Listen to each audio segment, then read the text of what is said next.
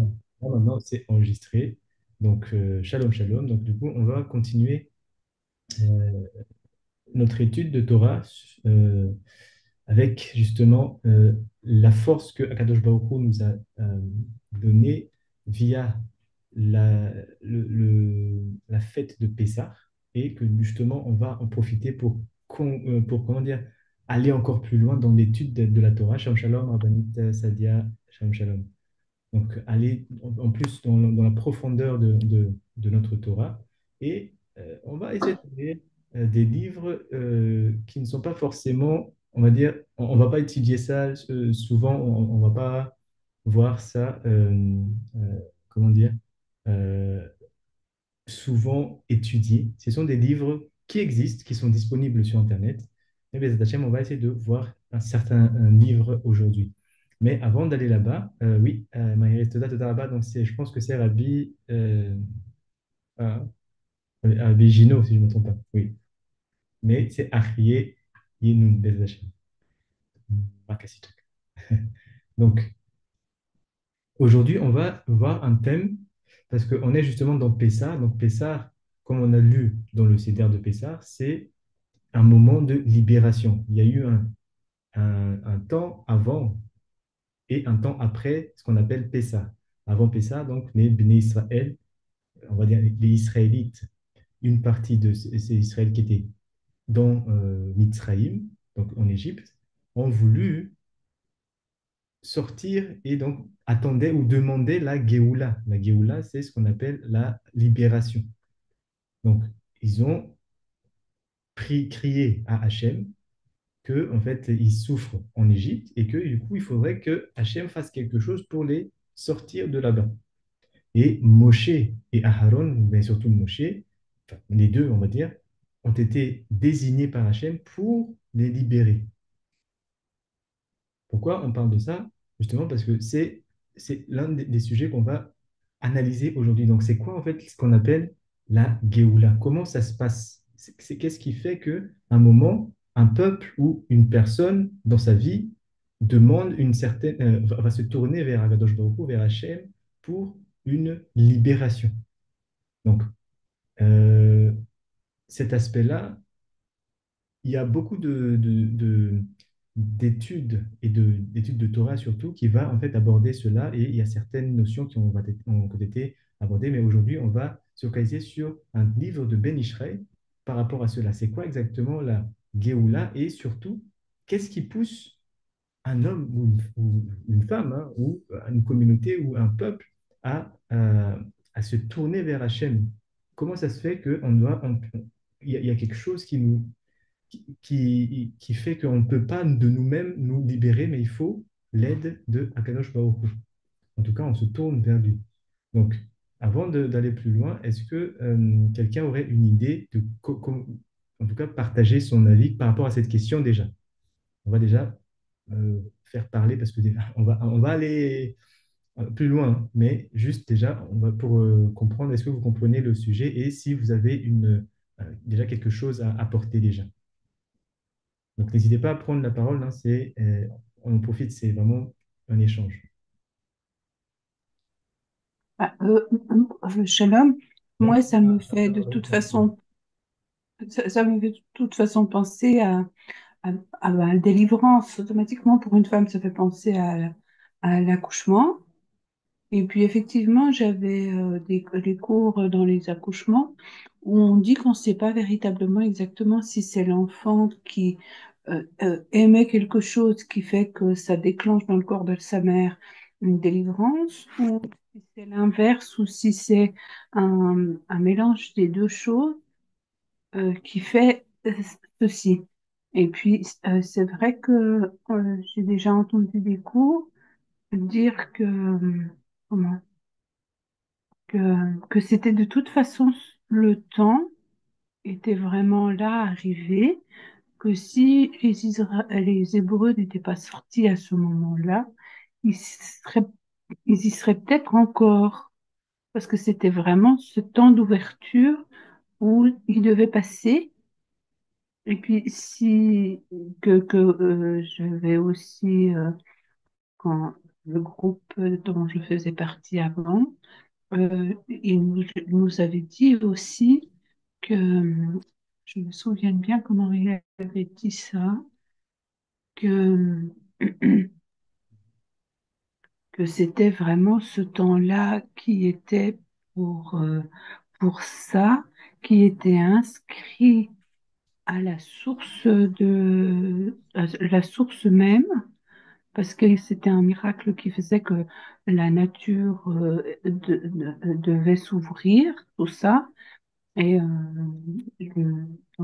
j'avais assisté à un cours qui parlait justement de ça, Mhm. du fait que, que c'était quelque chose qui était inscrit avant la création du monde, qu'il y avait déjà ce miracle-là qui était prévu, entre guillemets, sur la liste, en fait, hein.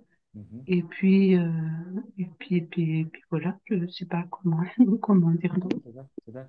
Le Daraba, Rabbinite Catherine, d'avoir déjà pris la parole et expliquer ce que vous avez appris dans d'autres cours.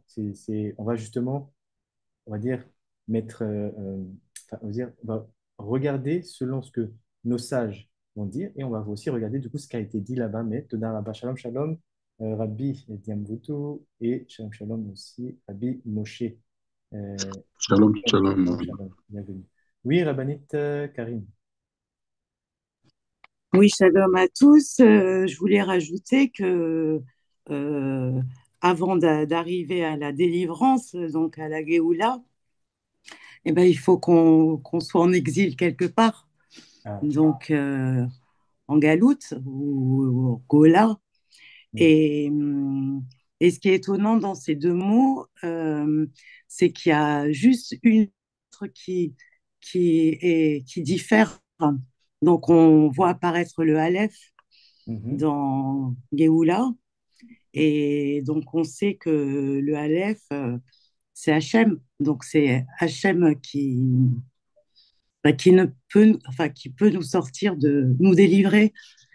Euh, et je pense que on peut pas être délivré si on n'a pas subi des souffrances. mhm, mhm. Voilà ce que je voulais rajouter. Toda Rabba, Rabbanit Karim. Donc, je vois que là, on est en plein dans l'enseignement de Rabbi Akiva sur les lettres et justement le fait de regarder le nom. Donc, comme tout le monde a compris la subtilité entre ce qu'on appelle la galoute et Gola. Pardon, oui, oui, c'est ça, hein, c'est ça que vous avez dit, hein, Rabbanit Karim. C'est bien ça, hein, Gola et galoute. Je vous entends pas. Pardon, j'avais pas réactivé. J'ai dit oui, la Gola et la Géoula. Mhm. Donc, c'est une différence entre l'exil et la libération. Géoula, ça veut dire la libération. Et Gola, c'est l'exil. Mhm. Donc là, il y a aussi Rabbi Echriye. Mhm.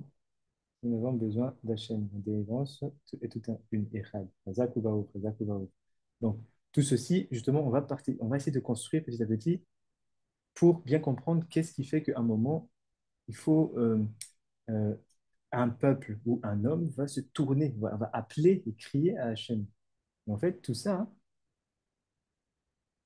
qu'est-ce qui fait que, en fait, avant, est-ce que ça veut dire que Hachem ne voyait pas, ou en tout cas ne calculait pas, Chas v'Shalom, mais Hachem ne voyait pas la souffrance qui s'installait petit à petit dans, par exemple, si on prend l'exemple d'Israël qui était en Égypte.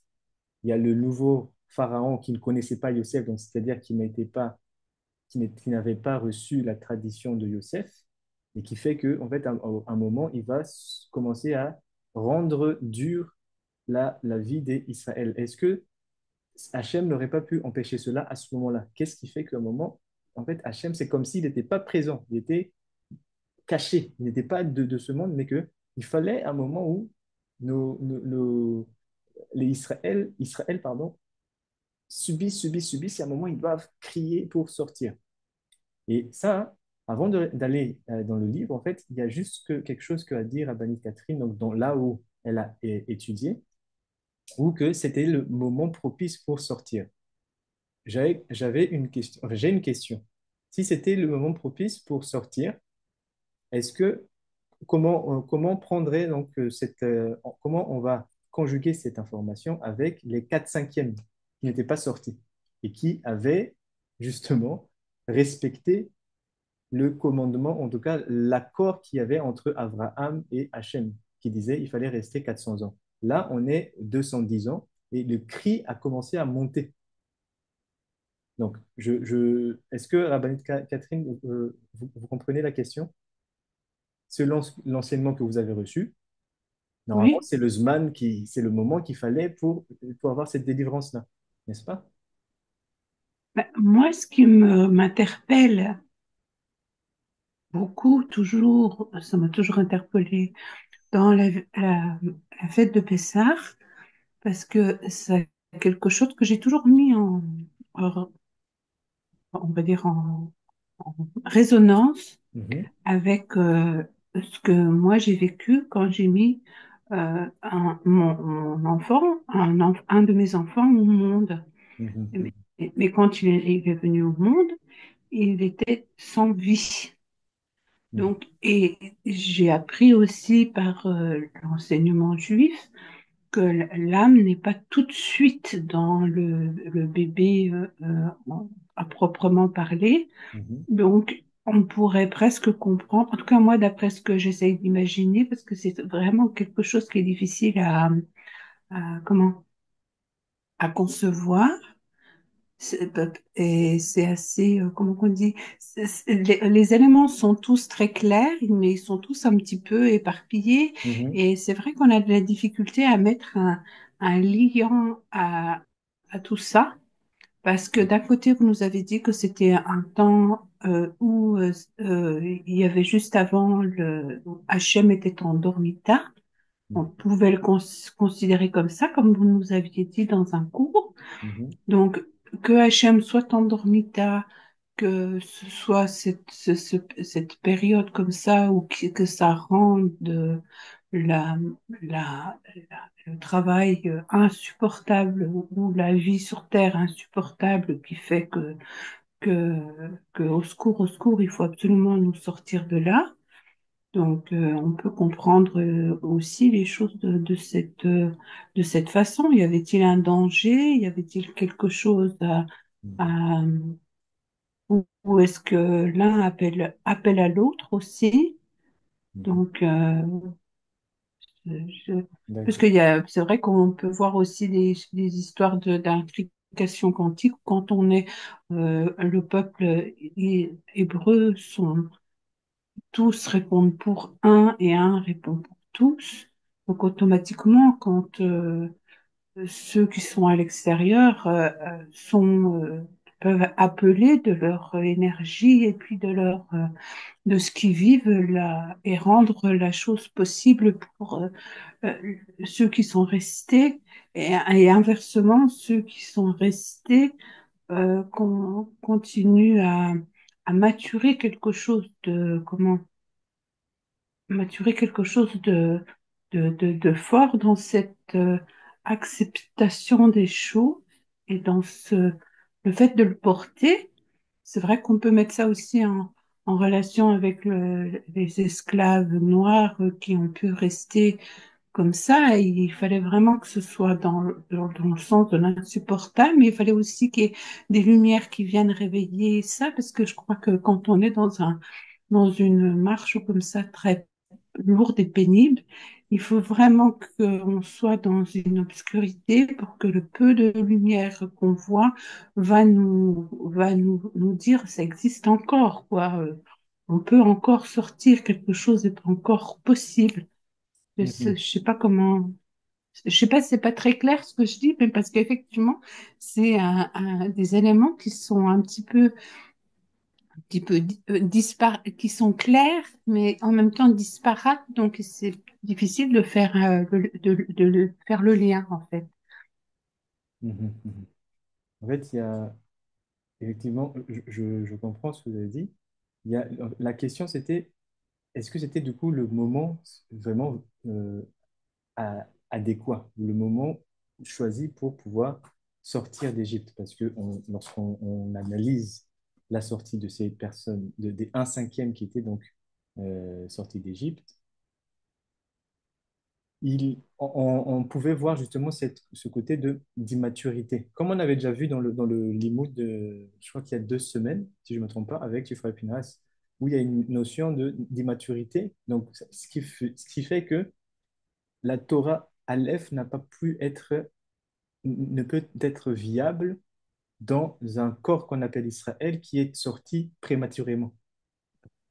Donc, en fait, c'était vraiment pour dire par rapport à ce qui est dit, se disent en fait l'enseignement que vous avez reçu, que il y a un moment où effectivement on peut penser que parce que du coup il y avait Moshe qui a fait tout le travail avec les enfants d'Israël pour le faire sortir et même il a encore travaillé pendant toute la sortie pour qu'ils arrivent à un niveau en leur faisant jeûner 3 jours et en les interdisant. Donc, en fait, comme on avait vu, Hachem leur a imposé 2 jours de jeûne, mais Moshe l'a ajouté en 3 jours et pas de relation entre les mariés, mari-femme.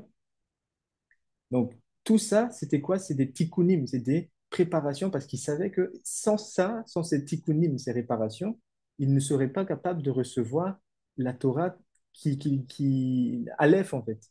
Et même quand ils sont, du coup, au Mahamad Sinaï, c'est-à-dire lorsqu'ils sont debout au Har Sinaï, Hachem a commencé à parler, il devait parler les 10 Asara Devarim, les 10 paroles justement, et les Bnei Israël, qu'est-ce qui s'est passé? Ils ont juste entendu la première et après il a dit, écoute, on ne peut pas subir, on ne peut pas recevoir autant de lumière parce sinon on va se briser. Alors, Moshe, écoute les 10 et fais-nous un résumé.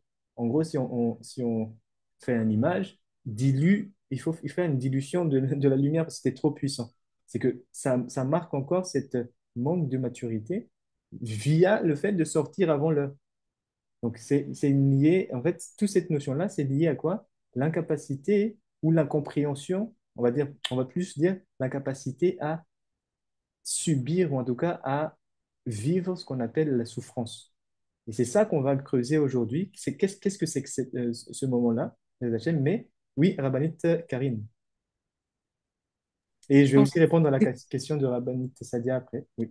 c'était pour répondre à votre question, pourquoi il y en a qui sont restés et d'autres partis. Je pense que qui sont restés, ils avaient encore plus d'amour pour Hachem et ils avaient un plus grand désir de le servir. Donc, ils savaient que c'était pas encore le moment et ça leur permettait encore d'augmenter ce désir de servir Hachem et, et faire grandir encore cet amour pour lui. Mhm, Euh, mhm. voilà, peut-être. Oui, oui, alors, c'est une. On va même rajouter plus de kohot dans votre réponse, c'est que les deux, Israël, que ce soit les 1/5 ou les 2/5, ont cet amour-là. Maintenant, cet amour-là s'exprimera autrement si on sort avant le moment. C'est-à-dire, c'est quoi ce moment-là? C'est quand on arrive à terme. Comme, je vais reprendre le terme de Rabbanit Catherine, c'est comme une femme qui va enfanter.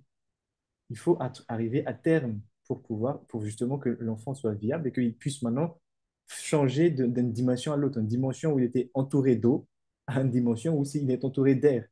C'est pas facile ça, mais les Hachem, c'est tout ça pour dire quoi? C'est qu'il faut arriver à terme.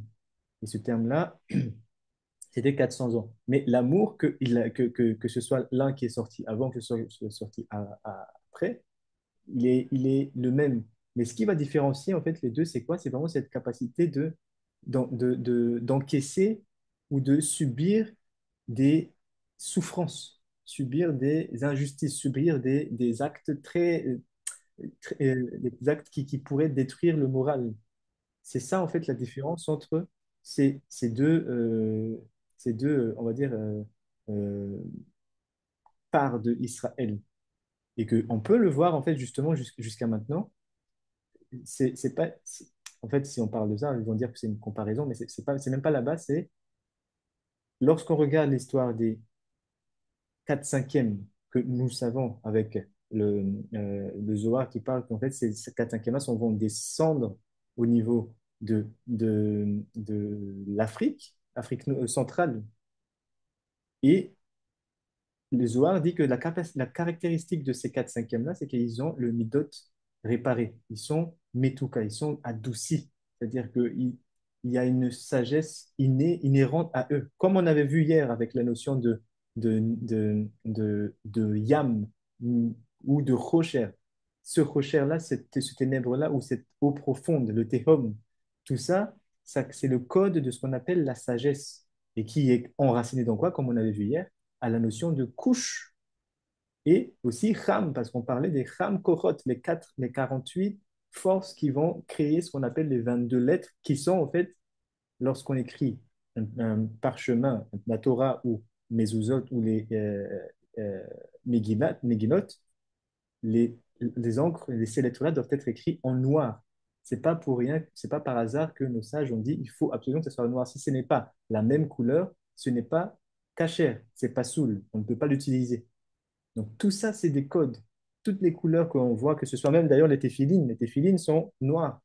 Pourquoi? Parce que c'est toujours les mêmes histoires, c'est-à-dire que on doit tendre on doit savoir se diriger, en tout cas, et ne pas se perdre dans ce qu'on appelle le rocher. Mais le rocher a été petit à petit enseigné à tout le monde comme étant quelque chose de négatif, mais que c'est la lumière qui est vraiment positive. Et ta chaîne. Mais tout ça pour dire quoi? Il y a une capacité, lorsqu'on regarde du coup l'histoire, on regarde l'histoire de l'Africain, de ceux qui sont de ce continent d'Afrique, les choses qu'ils ont subies depuis la colonisation jusqu'à maintenant, et on a toujours cette joie de vivre. Et on n'a pas cette évolution de ce qu'on appelle la émouna, la confiance et la croyance en un Dieu, en un Hachem, que ce soit quand il soit, que ce soit Nzambi, que ce soit Zahnahari, etc. Tous ces noms-là, on n'a jamais douté de notre connexion et de notre appartenance à une entité qu'on appelle Dieu ou Hachem, ou le Créateur. Chose que si on regarde au niveau des deux cinquièmes, pardon, un cinquième, certes, ils ont aussi vécu beaucoup de choses. Ils ont vécu la galoute, l'exil, plusieurs exils. Et la dernière galoute, c'est la dernière qui était faite par les Romains. Et jusqu'à maintenant, on vit ça et il y a eu beaucoup de pogroms. Il n'y a pas de souci. Mais maintenant, à un moment, il y a une. Je ne vais pas parler de ça parce que sinon, en fait, ça va être bloqué sur YouTube. Mais lorsqu'il y a eu un événement marquant ces derniers siècles, on va dire, beaucoup de ces descendants de ces 210 ans ont renié la Torah, ont voulu repousser la Torah. Et ils se définissent comme étant chiloni. Chiloni, c'est quoi? Je suis juif de manière traditionnelle, mais pas croyant. C'est-à-dire, je suis chiloni, je vis comme tout le monde. C'est chose qui est normalement impensable pour un bantou israélite, pour un Africain, où on peut pas, c'est pas dans la culture de dire qu'il n'y a pas un créateur. Mais voilà, maintenant, on n'est pas là pour faire une comparaison, on est là pour comprendre le pourquoi c'est comme ça. Qu'est-ce qui fait du coup que ah, un va avoir cette force-là de subir les souffrances et l'autre, pas. Donc, Bez Hachem, après toute cette introduction-là, on va maintenant du coup voir un texte d'un livre qu'on n'utilise pas souvent, mais on va ouvrir aujourd'hui, ce qu'on appelle le Da'at Utvuna de Ben Ishraï. Alors, attendez. On va essayer de lire. Des fois, je vais sauter, mais on va essayer quand même de lire le maximum sans sauter. On est dans le chapitre 146 et il va parler d'une notion qu'on appelle pourquoi Hachem se cache. Pourquoi on trouve un moment où justement il n'y a plus. C'est comme si Hachem n'est plus là, sa présence n'est plus là, comme on le vit maintenant d'ailleurs. Parce que quand Hachem est là, par exemple, au Beth Amikdash, la présence, la Shrina, comme on dit la présence d'Hachem dans le Beth Amikdash, font qu'il y avait 10 on va dire, signes ou 10 miracles qui se produisaient là-bas et qui est, donc, qui est vraiment un témoignage qu'il y a ce qu'on appelle la présence d'Hachem sur terre. Mais depuis cela, depuis sa destruction, du coup, c'est comme si, Chaz Shalom, mais c'est comme si on ne voit plus, Hachem se cache. Donc c'est ça les notions que va parler ici Ben Ishraï. Donc après, il dit comme ça, c'est Ishmaïa, Ama Askil Vadai Atevat Lishol, Veine ישב עליך כל הדברים האלה על נכון. הנה כבר פירשתי לך למעלה ששורש כל מציאות הטוב והרע שבעולם הזה הוא יען הסתיר האדון ברוך הוא פני טובות, oui, טובות. Donc, il dit, il y a un principe que les sages, ceux qui savent étudier, ceux qui ont reçu la tradition qui est de leur maître, il y a quelque chose qu'ils me disent. Il dit que la racine de toute existence, que ce soit dans le bon ou dans le mauvais, et toute cette existence-là qui est dans ce monde, que ce soit du bon ou du mauvais, c'est une chose qui a été cachée. Donc, on parle de bien de la racine du bien et du mal. C'est quelque chose qui est astir, caché. Ça vient de Esther. Enfin, c'est aussi, ça vient de là aussi Esther. Ça a été caché par qui? Adon Baoru, le maître de béni soit-il. Il n'a pas dit Hakadosh Baruchu. Regardez bien, quand le sage, comme Ben Ishraï parle, il sait exactement pourquoi il dit ça. Il ne dit pas Hakadosh Baruchu, il dit Ha-Adon Baruchu. Alors, peut-être une petite question. Qui pourrait savoir pourquoi il n'a pas dit Akadosh Baruch Hu ici, mais Adon Baruch Hu? À quoi cela ferait-il référence? En tout cas, je vais peut-être poser la question autrement. Akadosh Baruch Hu, ça fait référence à qui?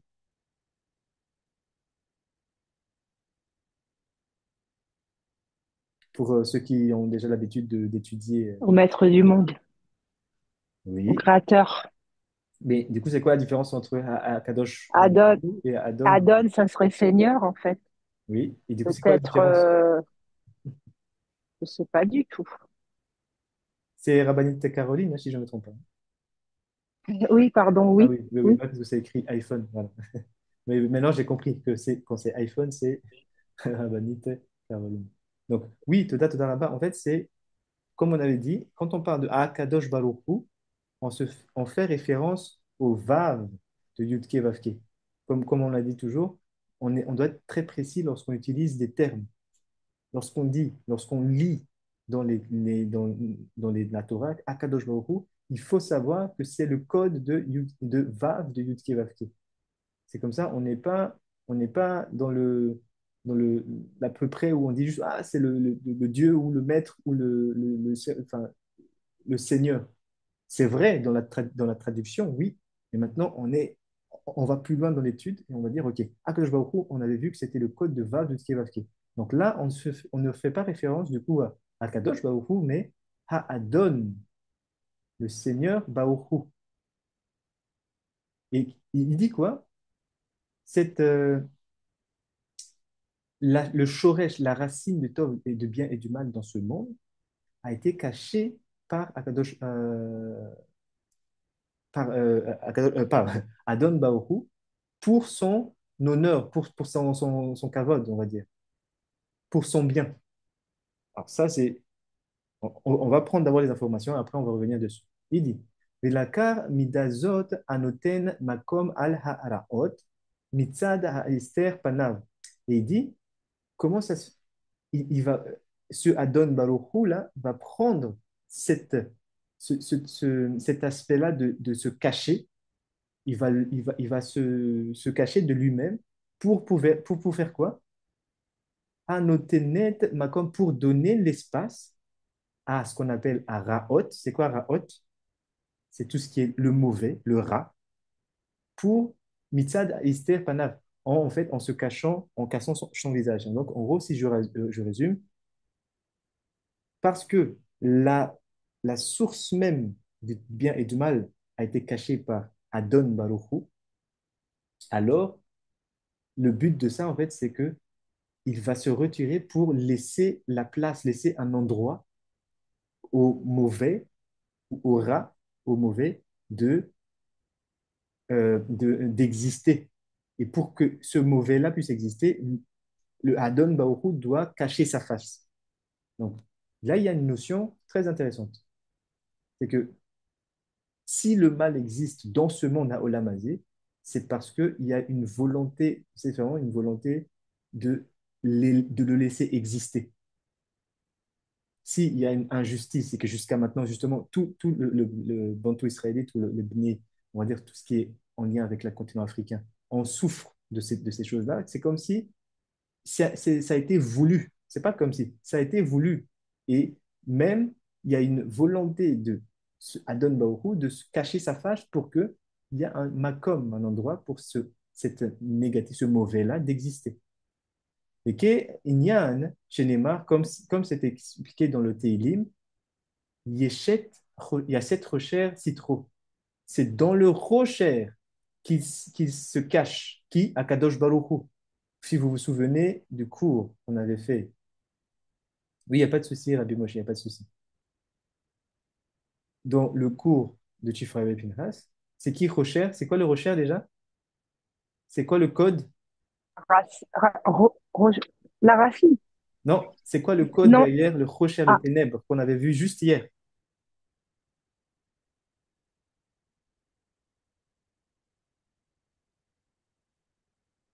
Qui était là hier? Rabbi Yochanan, Rabbi Binyamin, on va pousser un peu là. On va plutôt réveiller.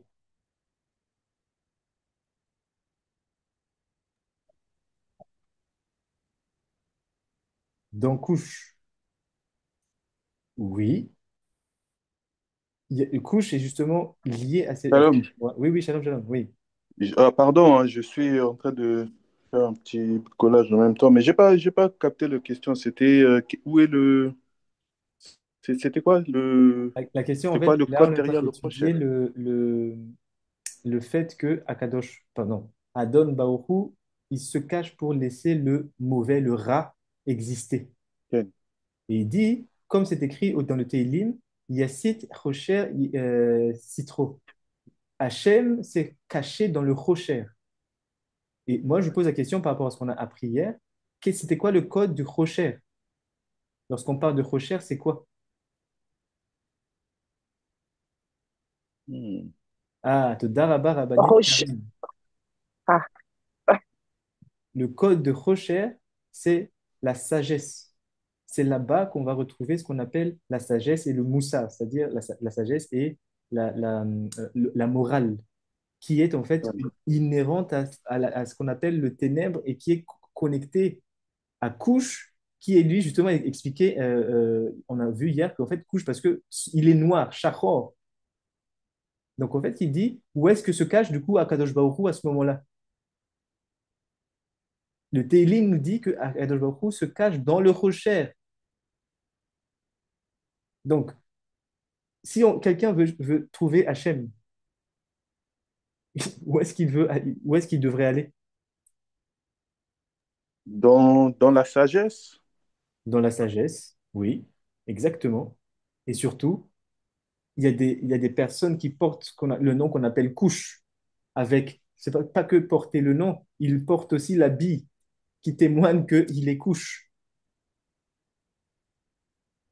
Et c'est où? Il faut le dire là. en Afrique. Afrique. Il faut le Afrique. dire. Toda. Afrique. Merci beaucoup. En Afrique. Voilà. Afrique, en Afrique. Voilà. Merci beaucoup. Ah, il faut vous réveiller un peu là. Baruch Hashem. Oui, oui, c'est exact. C'est pas que c'est exact, c'est ce qu'on est en train de lire ici. Eretz Couche, c'est en Afrique. Eretz Ram, c'est en Afrique. L'Égypte, c'est en Afrique. Pourquoi nos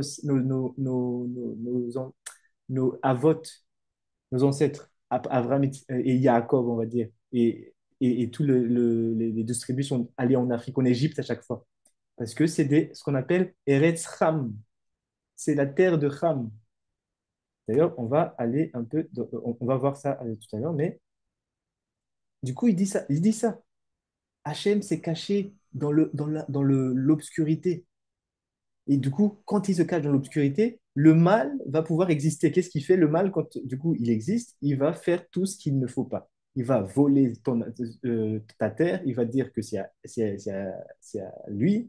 Le mal, c'est-à-dire l'incarnation du mal par rapport à un peuple. Il va s'asseoir là-bas. Il va te coloniser, il va te vendre, il va prendre ta terre, il va exploiter ta ressource. Et toi, tu es comme le sol. On te piétine et tu ne bouges même pas. Et tu ne réagis même pas. Et même pire que ça, c'est pas pire que ça. Enfin, on va plus loin. Tes descendants vont même vouloir ressembler à ces personnes-là qu'on appelle Ra. Enfin, c'est pas moi qui dis, hein. On le lit ici. Le Ra existe parce que Hachem se cache dans le rocher. Donc, nous, on veut aller du coup. Combien de personnes vont vendre tout ce qu'ils ont, ils possèdent pour pouvoir prendre la barque et traverser les détroits de Gibraltar pour aller en Europe parce qu'on dit que l'Europe, c'est quoi? C'est le paradis. Et cet Hachem, c'est pas une critique, encore une fois, c'est une étude. Et là, on voit un texte qui nous dit ça. Sache que quelqu'un, on fait ça, mais en même temps, en fait, on est en train de laisser Akadosh Baruch Hu dans le rocher. Et on continue. Veyesh bemida azot shte drachim. Dit, cette, cette, ce trait de caractère d'Akadosh Baruch Hu, enfin non, de Adon Baruch Hu, de se cacher, il dit, il y a deux aspects dedans. Le premier aspect, c'est quoi? Le fait de se cacher, c'est quoi le but? Ou Hanatan Amakom Laraot ou les Itkaber Be Lishlot Shelitat Rabba. Vous voyez ça? Le but de se cacher, il dit, c'est pour donner l'espace au mauvais de devenir très fort, très puissant pour gouverner totalement et de manière, on va dire, oui, voilà, de manière totale. Rabat. Il n'y a que le mal qui va gouverner. Donc, il y a une volonté. Il veut que enfin, là, si on lit ça comme ça, c'est quoi? Le Adon Baoru ici veut que le mal puisse exister pour dominer totalement. Mibli shikum alehem mishpato idbara.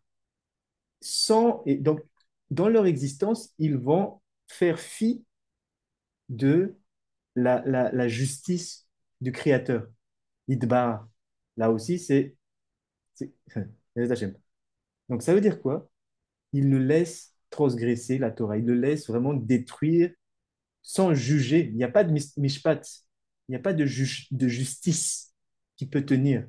Si on va en justice et que c'est le cours de l'ONU qui va rendre justice à l'histoire de ce qu'on appelle la colonisation, les Africains vont ressortir pas, on dit non, mais en fait, vous avez des dettes coloniales. Ah, vous venez, vous pillez, vous détruisez, et après, nous, on doit encore payer la dette coloniale. Est-ce qu'il y a une justice dans ça? Non, il n'y en a pas. Parce que justement, c'est ce qu'il dit ici. Il le laisse, il donne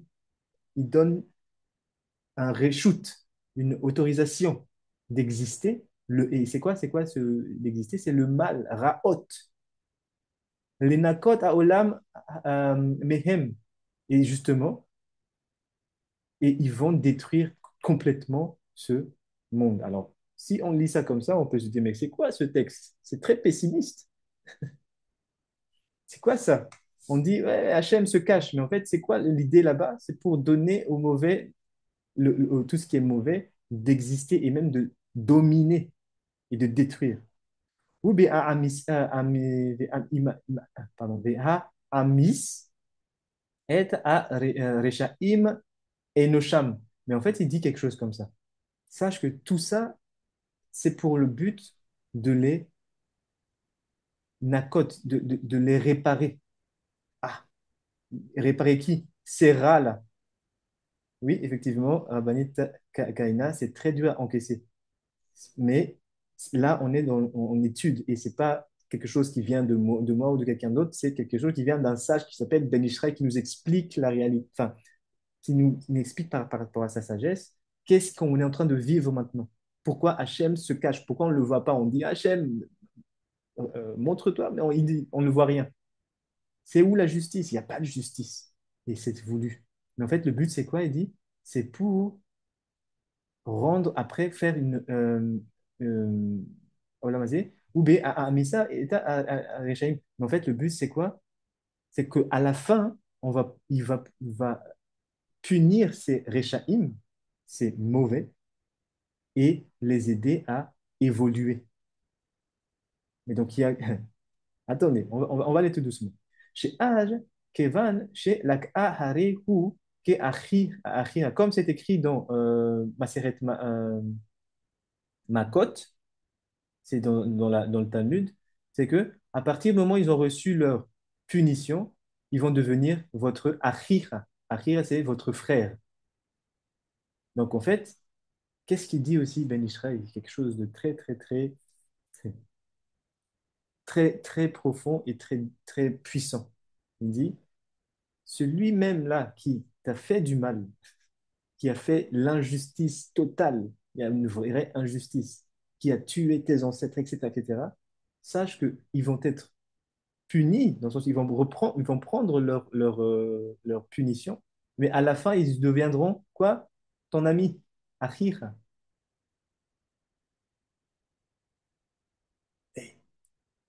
Et ta chaîne. On continue. Et là, Métholdot, Pardon, oui, excusez-moi, oui, mais oui, il n'y a pas de souci. c'est affolant, Bien sûr. c'est horrible, c'est horripilant.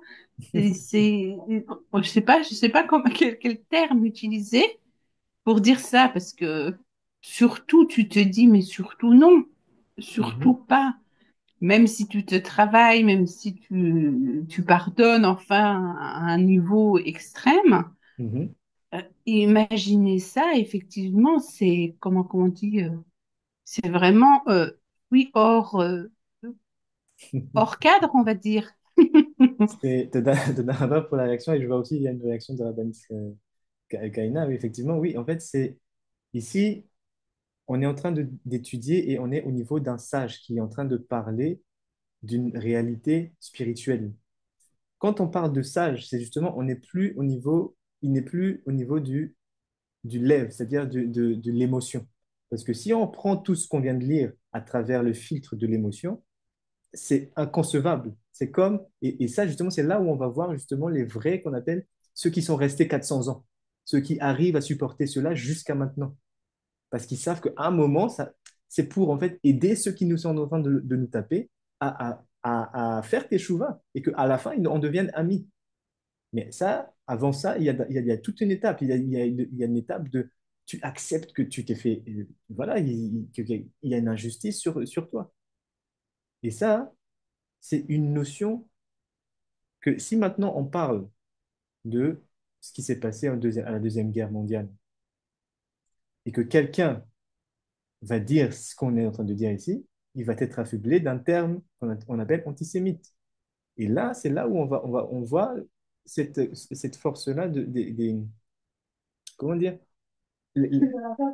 Shalom, shalom, Rabbi Chiaba Cueto. Shalom, shalom, Shalom, shalom. shalom, shalom, bienvenue. Donc, tout ça pour dire quoi? C'est que ici, on est en train d'étudier avec un sage. Il n'y a pas de place pour l'émotion. Donc, je vous demande de vous accrocher parce qu'effectivement, c'est pas fini de la chaîne. Mais quand même, si vous avez des réactions ou une partie, comment dire, des questions, n'hésitez pas, hein. Et après, il dit, il est oui. Et là, מתולדות אסתר פנים האדון ברוך הוא יחיה זה לחיות רעת העולם רבה עליו ואין מרפא. Mais il dit, il revient.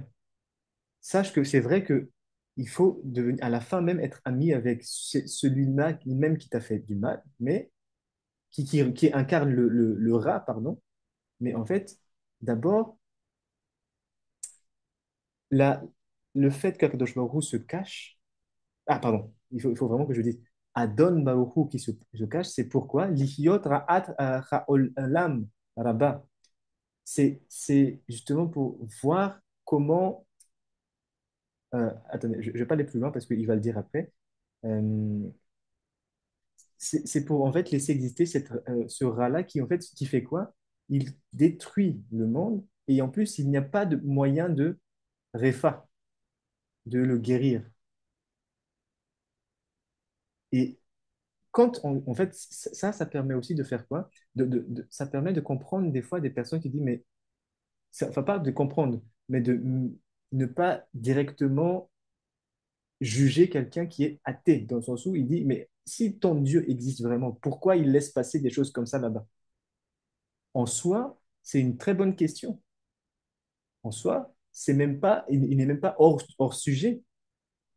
Quelqu'un qui dit, bon, ok, si ton Dieu est capable de faire ça, moi, je n'y crois pas, il n'y a pas de souci, mais en fait, c'est- il est en train de dire une réalité physique. C'est pour ça que normalement, un sage, lorsqu'il il peut entendre toute chose qu'il dit, il ne peut pas discuter vraiment avec un athée, quelqu'un qui rejette vraiment l'existence de Dieu, il peut parler avec quelqu'un qui a la différente croyance que lui, il peut parler avec un enfant, avec un adulte, peu importe, mais parce que il a toutes ces notions-là.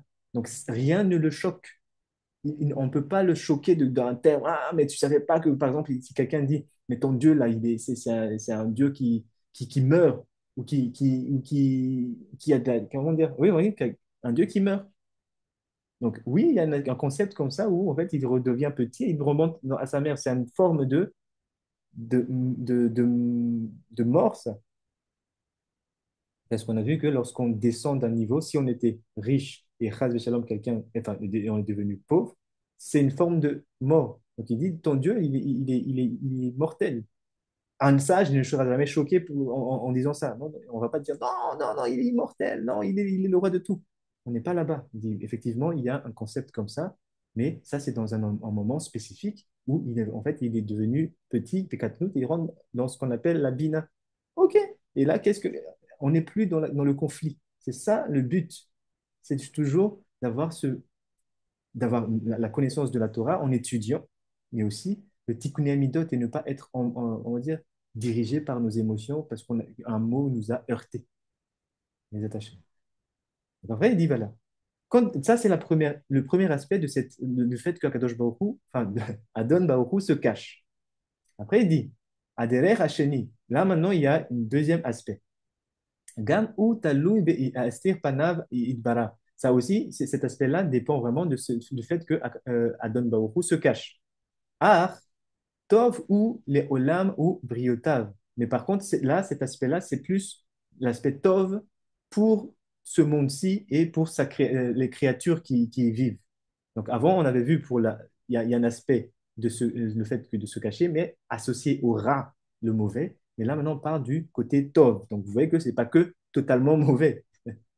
Après, il dit, les chez où sidre a nagato idbarach mais Sudarim be Mishpat Yasha, Asher bekoar a Sidarim haele, Yenake olam min araot. Ah, l'aspect tov cette chose, il dit, c'est pour en fait montrer à ses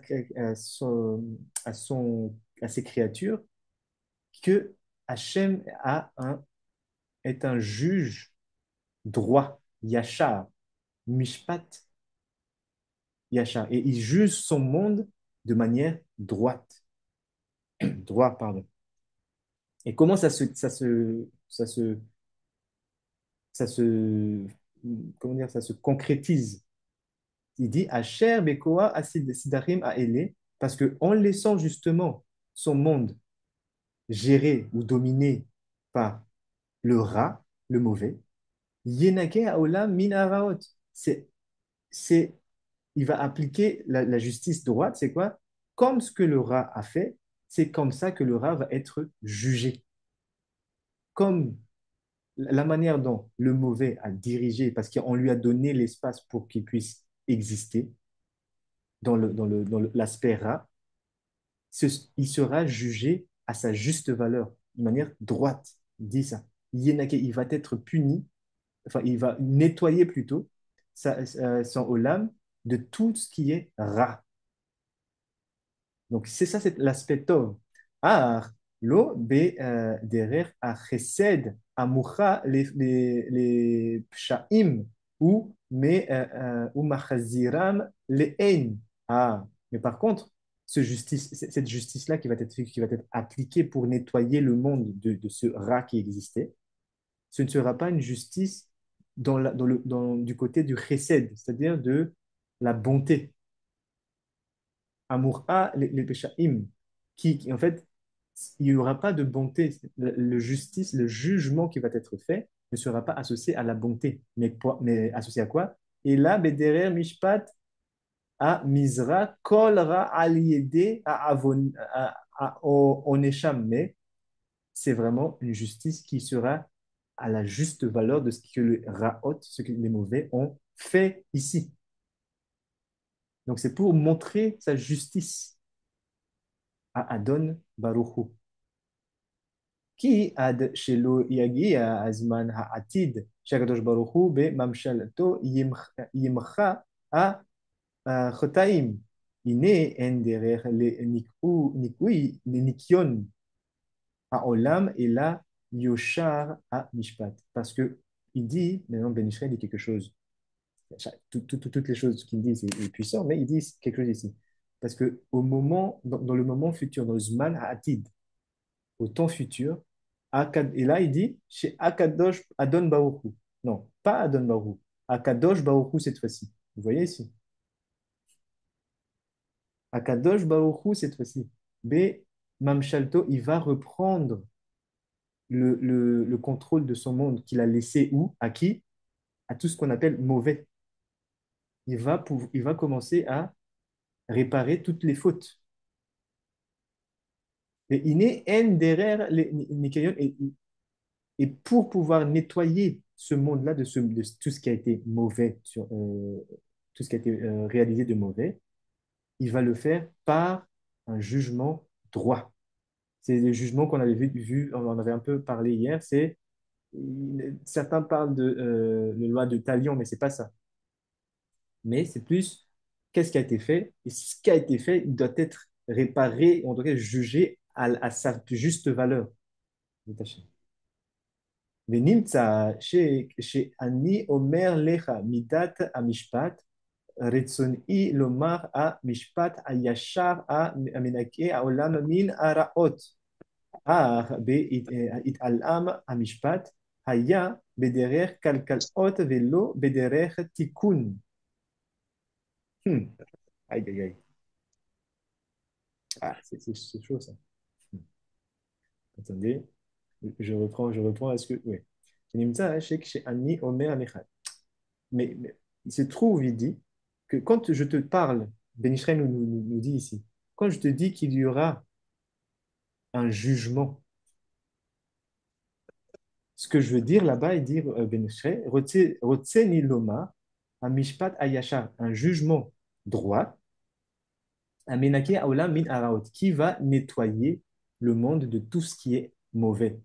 A, B, it'al-am, A, mishpat, aya bederer, kalkel ot, velo bederer tikun. Mais sache que ce jugement-là ne sera pas un jugement pour réparer le rat, mais pour le détruire complètement, le rendre poussière, le rendre léger, c'est-à-dire détruire.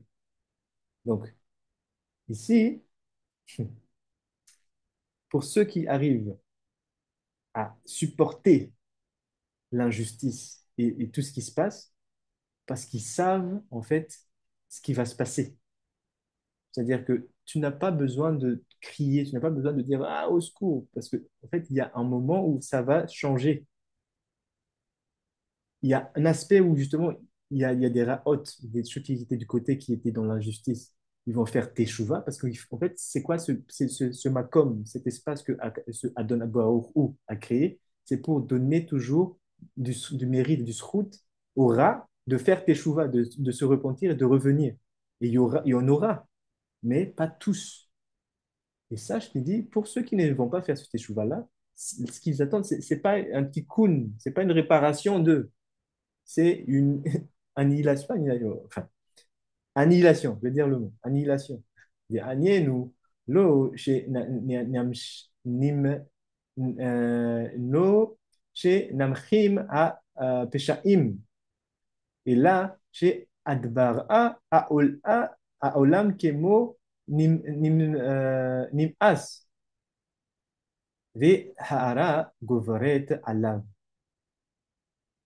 אז הנהנג ההיא לפי ההסתר הגדול שפני האדון יתברך נסתרים מן הבריות ואז משמע בעולם התוהו ובוהו. Et donc en fait il dit, si tu comprends maintenant tout ce que j'ai dit ici, il dit,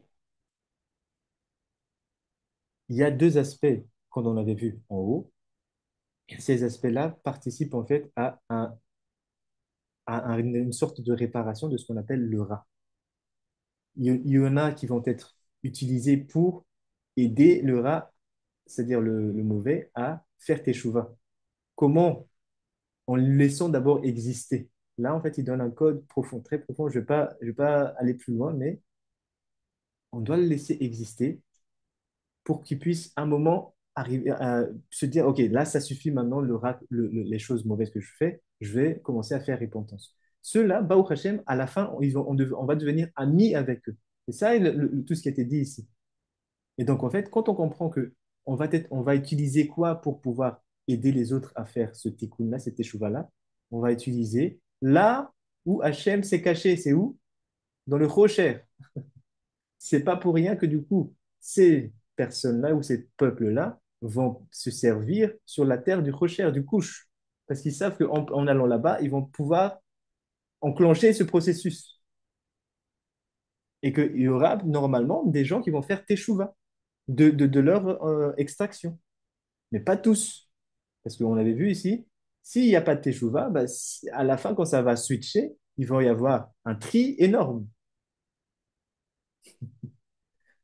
On est bien dans le cadre de la Géoula, on parle de la libération. Donc ça, c'est la première partie. Je regarde juste l'heure. Oui, on a encore un peu de temps. Est-ce qu'il y a une question, une réaction par rapport à ce qu'on vient de lire déjà? Ça va? C'est pas trop compliqué?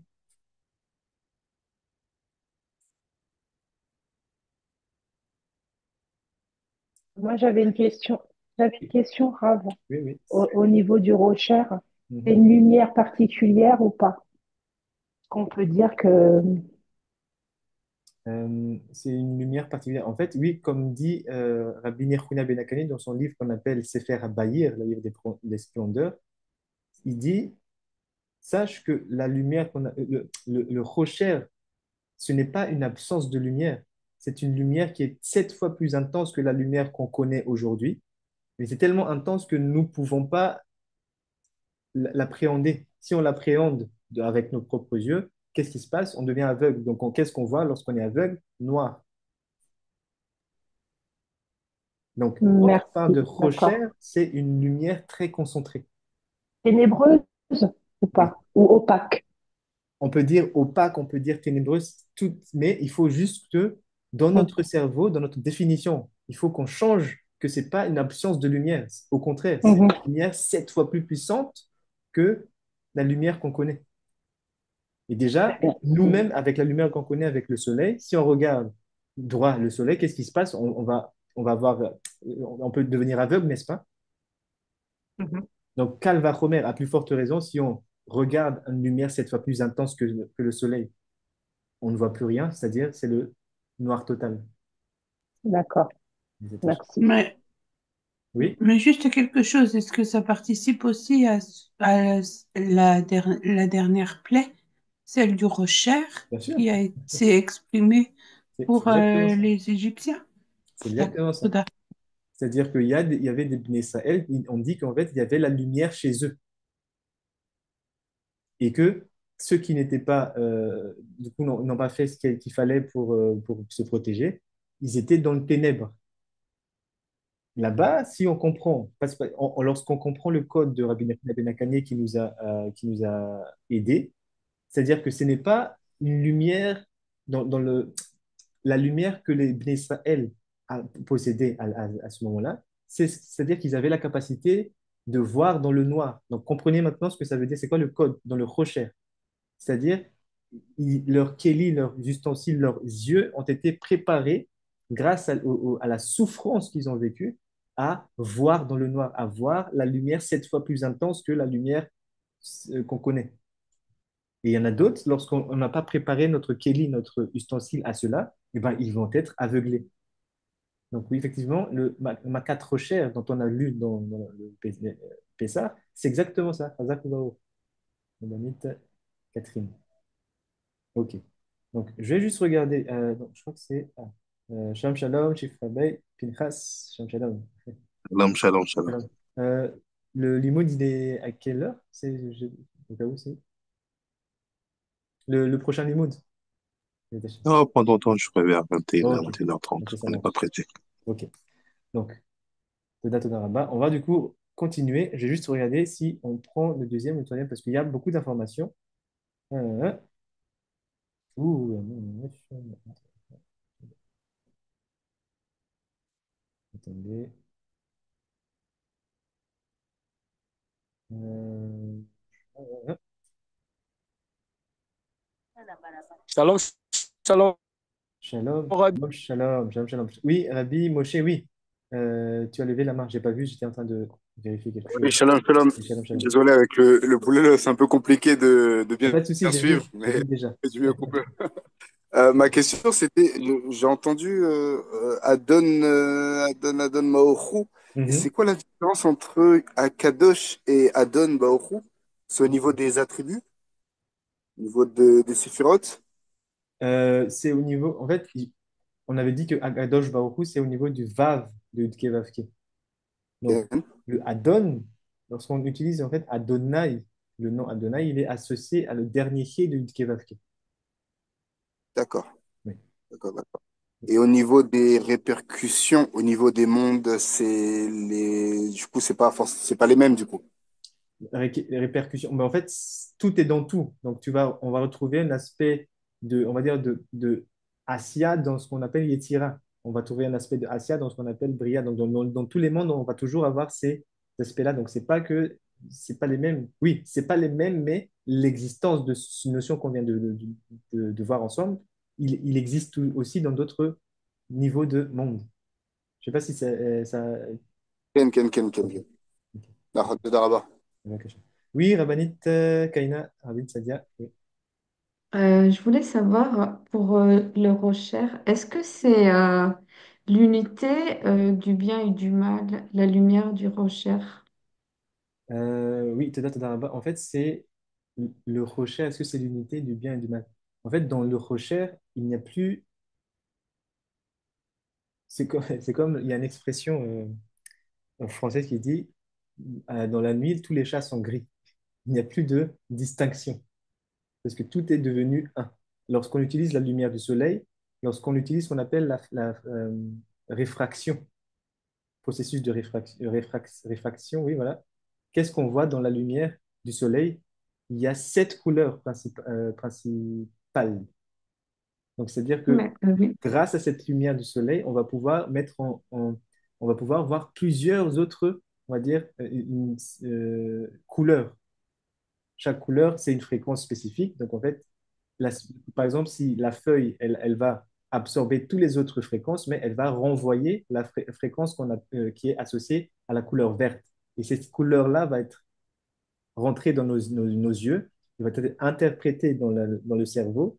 Et parce qu'on nous a appris que cette couleur-là apporte un nom vert, on va l'appeler vert. C'est tout ça, c'est. Mais pourquoi je dis ça? C'est qu'en fait, cette lumière qu'on a ici nous permet de séparer les choses, d'identifier les choses selon notre vision, selon c'est pas notre vision, selon ce qu'on nous a appris quand on est petit, que ça c'est vert, ça c'est comme ça c'est ça, ça c'est ça, ça c'est ça. Mais quand on est dans le noir, il n'y a rien, il n'y a pas la fréquence est une. Ça veut dire que même si la feuille en soi, on sait que c'est vert, mais la lumière est tellement puissante dans ce rocher-là que en fait, il n'y a plus de reflet. Tout devient un. C'est pour ça que le monde de Rocher, c'est le monde de l'unité de Echad, effectivement. d'accord, merci. Les attachés. Ok. Donc, je vais peut-être prendre à partir d'ici. Ok, donc je vais partager l'écran. On va continuer et creuser encore un peu pour bien comprendre ce que c'est que cette notion de Hachem qui se cache. Donc, après, il a continué, il dit comme ça. Donc, Ben Ishraï, date de où il dit, Nachzor le inyanenu. On va revenir dans notre sujet. Alors, il y a une autre question, attendez. Tu viens du prochain, est-ce organose? Oui, c'est tout le Inyan de ce qu'on avait, de cours que Tifra Pinas avait fait par rapport avec l'autre rave sur le Sefer Abayir, le organose, la lumière qui est cachée. C'est en lien avec le Rocher, bien sûr. Donc, Shalom Shalom, est-ce que l'énergie du Pessah du 14 et l'énergie du Pessah chez nous sont les mêmes? L'énergie du Pessah 14 Ah, ok. Alors, qu'est-ce que tu entends par l'énergie? Il faut d'abord définir peut-être ce que c'est que l'énergie pour qu'on puisse être, je puisse apporter une réponse adéquate. Toda Rabbi Gires. Ok. Donc il dit comme ça. Ok. Qui iné à Madriga Arishona Matzvi Haolam Haze Hu Bihyoto a Mishpato Idbachar Nista. Ok. Ve'eno mitgal'e le nakot ha'araot min haaretz. ובזה ההוא אין הקדוש ברוך הוא נודע בעולמו וכבו, וכבר אמרנו, אימתי היה זמן זה, היינו בזמן גלות מצרים. Là, on revient dans l'utopie. Il dit quelque chose comme ça. Comme on avait vu en haut qu'il y a un aspect où, en fait, Adon Baruch Hu veut justement montrer, faire sa justice, une justice, en laissant d'abord le rat dominer et qu'après, il va appliquer une justice pour que tout le monde puisse voir, c'est ce qu'il dit dans le texte avant, mais on a sauté, pour que ces créatures puissent voir maintenant la justice Yachar, comme il dit, de Adon Baoru. Donc, il avait besoin de ça. Donc, il devait se cacher pour pouvoir laisser la place à ce qu'on appelle les Raot exister, qu'on avait vu. Et voilà, donc il ne se révèle pas pour laisser, en fait, pour punir les méchants qui sont sur terre. Ou bisman chez où en Akadosh Baruch Hu noda baolamo. Et pendant cette période-là, donc là, maintenant, on ne parle plus de Adon Baruch Hu, mais Akadosh Baruch Hu. Il dit Akadosh Baruch Hu ne sait pas, pardon, Noda, El Akadosh Baruch Hu Noda Baolam. Il n'a pas d'information, il n'a pas de connaissance concernant son monde. Ah, là, encore une fois, c'est des concepts, si on lit hors contexte, ça peut rendre Chas Shalom, mais ici, on est en train d'étudier. Et Baruch Hashem, on a étudié les concepts d'avant pour pouvoir vraiment appréhender ce qu'on vient de dire ici. C'est qu'en fait, Akadosh Baruch Hu, à un moment, il peut ne pas avoir d'informations sur son monde. C'est ce qu'il dit ici. Après, il dit, donc, var amarnu, Mais, oui, mais oui. alors, mais alors, que se passe-t-il? Ah. Alors, que se passe-t-il? C'est que justement, c'est ce qu'on avait vu, c'est ce que Ben Ishraï nous explique au-dessus. Lorsque Adon Baoru se cache et que du coup, par conséquent, Akadosh Baoru n'a pas de connaissance, En Akadosh Baoru Noda Baolamo, bah, qu'est-ce qui se passe dans ce monde-là? C'est le mauvais qui domine. Il n'y a pas de justice, il n'y a pas de vérité, et donc il n'y a pas de shalom, comme dit dans le Pirkei Avot qu'on avait vu hier, de Rabban Shimon ben Gamliel. Le monde tient sur les émet, le din et shalom. Donc quand Adon Mais Baruch alors, cache, mais al- oui, oui, oui, oui. alors c'est quelque chose de comment? Comme un enfant qui appelle sa mère parce qu'il sent qu'elle n'est pas là. Mhm. Le peuple hébreu a dû se sentir abandonné ou oublié et par toute cette force de Ra qui s'exprimait en Égypte. Mhm. C'est ça qui a fait pousser les cris et des supplications. On va y arriver, on va répondre à cette question-là, mais justement, on va construire petit à petit. Oui, alors j'ai vu donc soit chez Rabbi Binyamin et après Rabbanit Karine. Ou... Shalom, Chief. Non, en fait, Oui. j'ai rebaissé la main parce que je Ah, suppose que ça va être jusqu'au bout d'accord. de la totalité. Donc, je vais attendre la fin plutôt pour poser la question si elle est encore d'actualité. Merci Les beaucoup, attachés. Chief. Si jamais on n'a pas abordé, n'hésite pas à poser la question. Ok, oui, donc Rabbanit Karine, oui. Alors, comment peut-il juger de manière droite si c'est pas ce qui se passe dans le monde? Euh, je vais plutôt répondre comme ça. La question existe si on considère que la compréhension de Akadosh Baruch Hu de son monde est la même qu'un homme. Donc là, on peut poser la question. Mais ici, c'est tout un codage en fait. Mais comme on dit, euh, bien sûr qu'il sait et il saura. Mais dans le contexte, encore une fois, il faut le reprendre. En fait, il faut prendre ce qu'on dit ici dans le contexte. Dans le contexte où il y a un moment où Hachem n'avait plus donc la Shrina n'est plus sur cette terre on dit que jusqu'à maintenant parce qu'il n'y a pas de Beth Amikdash. Donc, il y a un moment où il y avait une Esther, c'est-à-dire il se cache. Et tout ce processus-là fait aussi qu'il dit, sache que il ne se révèle pas et en plus de ça, Akadosh Baruch Hu ne sait pas En Akadosh Baruch Hu Noda Ba'olamo. Mais les informations vont être, il le sait bien sûr, mais on va construire petit à petit, on va même arriver à cette question-là, mais Toda pour la question. Donc, va amarnu et matai hayaz manze hayenu bisman galut mitzraim. Et il dit, on a aussi déjà expliqué plus haut dans d'autres chapitres que lorsque c'est le cas, c'est ce qui se passe au niveau de Adon Baruch Hu et Akadosh Baruch Hu, il dit, c'est le zman, c'était le moment de quoi? Galut mitzraim. Donc, c'est qu'au niveau de Galut Mitzrayim, l'exil en Égypte, où on a eu cette configuration-là. Est-ce qu'il y en a d'autres? On va voir, mais bien sûr qu'il y en avait d'autres. Mais d'abord, là, il dit l'archétype de ce qu'on appelle Galut Mitzrayim, lorsque Hachem cache sa face, etc., c'est vraiment l'exil de Mitzrayim. Donc après, il dit comme ça. Ou matzva asheni hu azman ke zman haze asher en nevi ve ve'en atnu otot umoftim lechayav kol adam lehakir galuto idvara.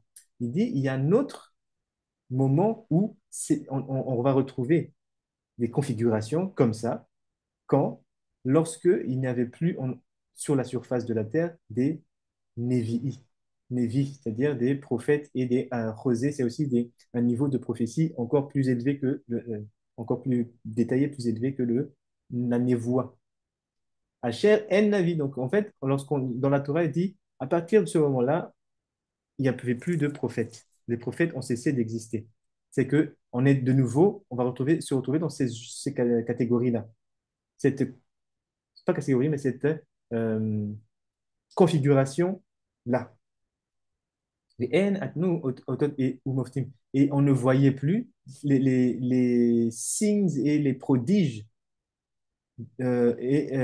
qui existaient lorsque Akadosh Baruch Hu était du coup, donc, avait sa shrina sur cette terre. C'est ce qu'on avait dit qu'en fait, du coup, il n'y a plus de signes autotes, c'est des signes, c'est-à-dire des signes marquants de la présence d'Akadosh Baruch Hu. Comme on voyait, par exemple, l'une des signes qu'on voyait à la Beth Amikdash, c'est que lorsque les Kohanim brûlaient les sacrifices, les holocaustes, la fumée, même s'il y avait du vent, la fumée ne bougeait pas, mais il montait droit, comme on avait vu, Yachar, droit, et même s'il y a du vent, ça ne changeait pas ça, ça faisait partie des moftim, des prodiges et des signes qui marquent la présence d'Akadosh Baruch Hu ici, donc qui fait qu'il ne se cache pas. Donc, à partir du moment où on ne voit pas ces genres de choses, si, donc ça nous dit que on est toujours dans cette configuration-là. Après, il continue. ואומנם יהיה איזה גילוי יותר. ואיזה ידעה מגדולתו יתברך. Mais par contre, il dit, cependant, même si on est dans ces moments-là où il n'y aura plus de navis, de prophètes ou de signes et prodiges notables, sachez il y aura quand même certaines parties de sa création qui vont pouvoir avec lequel il va pouvoir se révéler. Qui? Akadosh Baruch Hu. Et aussi, ils vont pouvoir aussi avoir une compréhension plus profonde de qui? De la grandeur de Hachem. Donc ça, si vous vous souvenez, rattachez cette notion-là à ce qu'on avait vu hier, quand Pinchas nous a parlé de Yechidé Segula. Pour celles et ceux qui étaient là hier, c'est quoi déjà Yechidé Segula?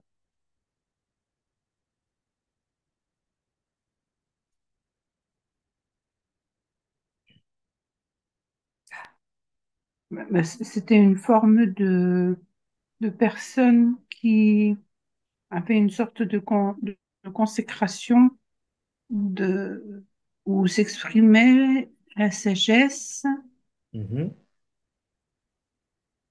euh,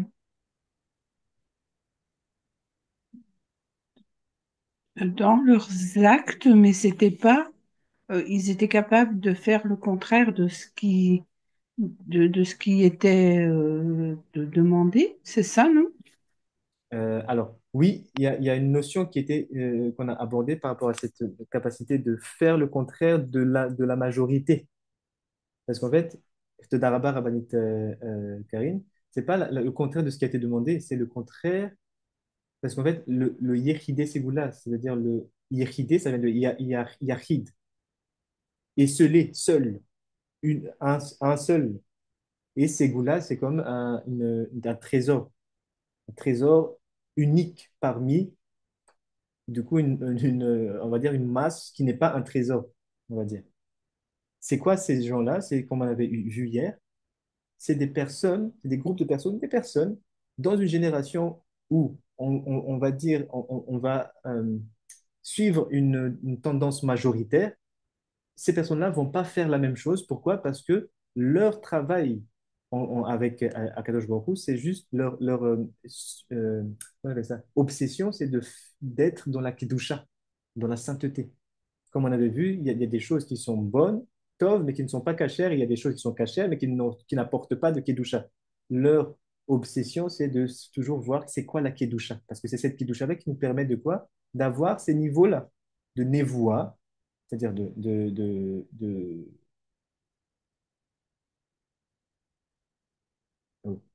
prophétie, et aussi de pouvoir voir les signes et les prodiges que Akadosh Baruch Hu fait, de voir ou même de réaliser.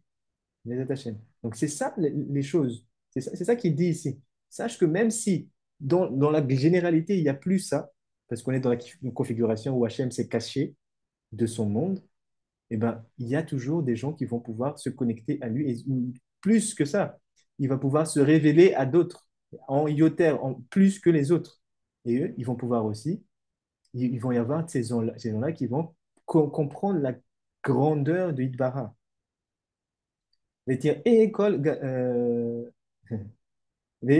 תודה רבה, ותראה כי גלות מצרים ודאי לא היה כגלות ההוא לפניו ולאחריו. Et maintenant, il va revenir sur la notion de cet exil en Égypte. Il dit que, et maintenant, voit comment cet exil en Égypte, vraiment, il n'y avait pas d'exil, il ne ressemblait pas à d'autres, que ce soit avant ou que ce soit après. L'exil d'Égypte est quelque chose de très particulier, il dit. Chez Ayu Israël, Meshugaim, Ba'avoda, Velo Ayeta Torah, Velo Hayu Israël Um'a, Navdelet Bechokoteha, ou mitzvotecha yom hazeh. Il dit pourquoi c'est tellement, cet exil en Égypte est vraiment particulier parce qu'en fait, de un, les Israélites, ils étaient vraiment accablés par le travail imposé par ce nouveau pharaon qui ne connaissait pas Yosef. De deux, ils n'avaient pas la Torah. Ah. De trois, Israël, ils n'avaient pas la capacité, ils ne savaient pas, ils n'avaient pas la capacité de séparer ou de comprendre les chok de Akadosh Baruch Hu, les mitzvot, c'est-à-dire les commandements et les lois de Hachem. Et il a dit, mais lorsqu'il fait ce constat-là, Ben Israël dit par rapport au moment où on vit maintenant, donc c'est-à-dire par rapport à Ben Israël.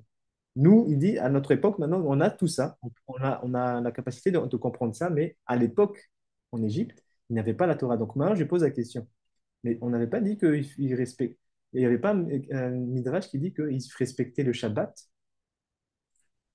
en Égypte.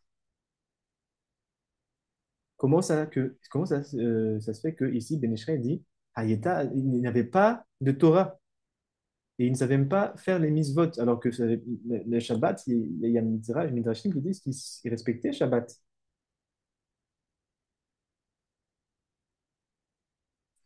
Donc je pose la question. Quelqu'un aurait une réponse?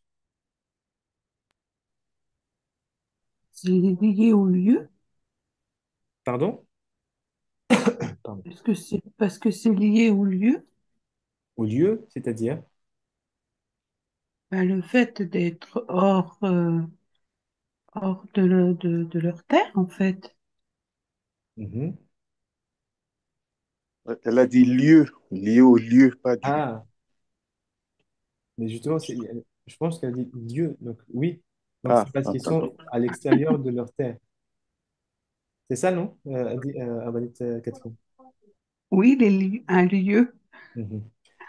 Bah, justement, si c'est pas un lien, c'est pas un lien avec le lieu parce qu'on dit justement qu'ils faisaient Shabbat là-bas. Moi, j'allais. Ah, pardon, je sais pas Oui, oui, si. oui, oui, pas de souci. Oui, oui. Moi, j'allais dire, peut-être il le faisait pas avec Simcha, à contre-cœur, ou peut-être ouais, peut-être il le faisait d'une façon sans les cavanotes. Ou, Mhm, mhm. voilà. Ah, c'est une posture intéressante. Oui, oui, effectivement. Euh, On n'a pas dit qu'ils n'étaient pas tous circoncis là-bas? bah, justement, Yosef et Yaakov ont fait ce travail-là. Mais après, ils se sont multipliés. Est-ce qu'ils ont gardé la Brit Mila, c'est-à-dire la circoncision? Bien sûr. Oui, oui, oui, puisqu'il y a une partie après qui est. Oui. Et donc, du coup, Oui. ça, encore une fois, ça renforce ma question, c'est-à-dire que est-ce qu'il y avait la Torah ou pas?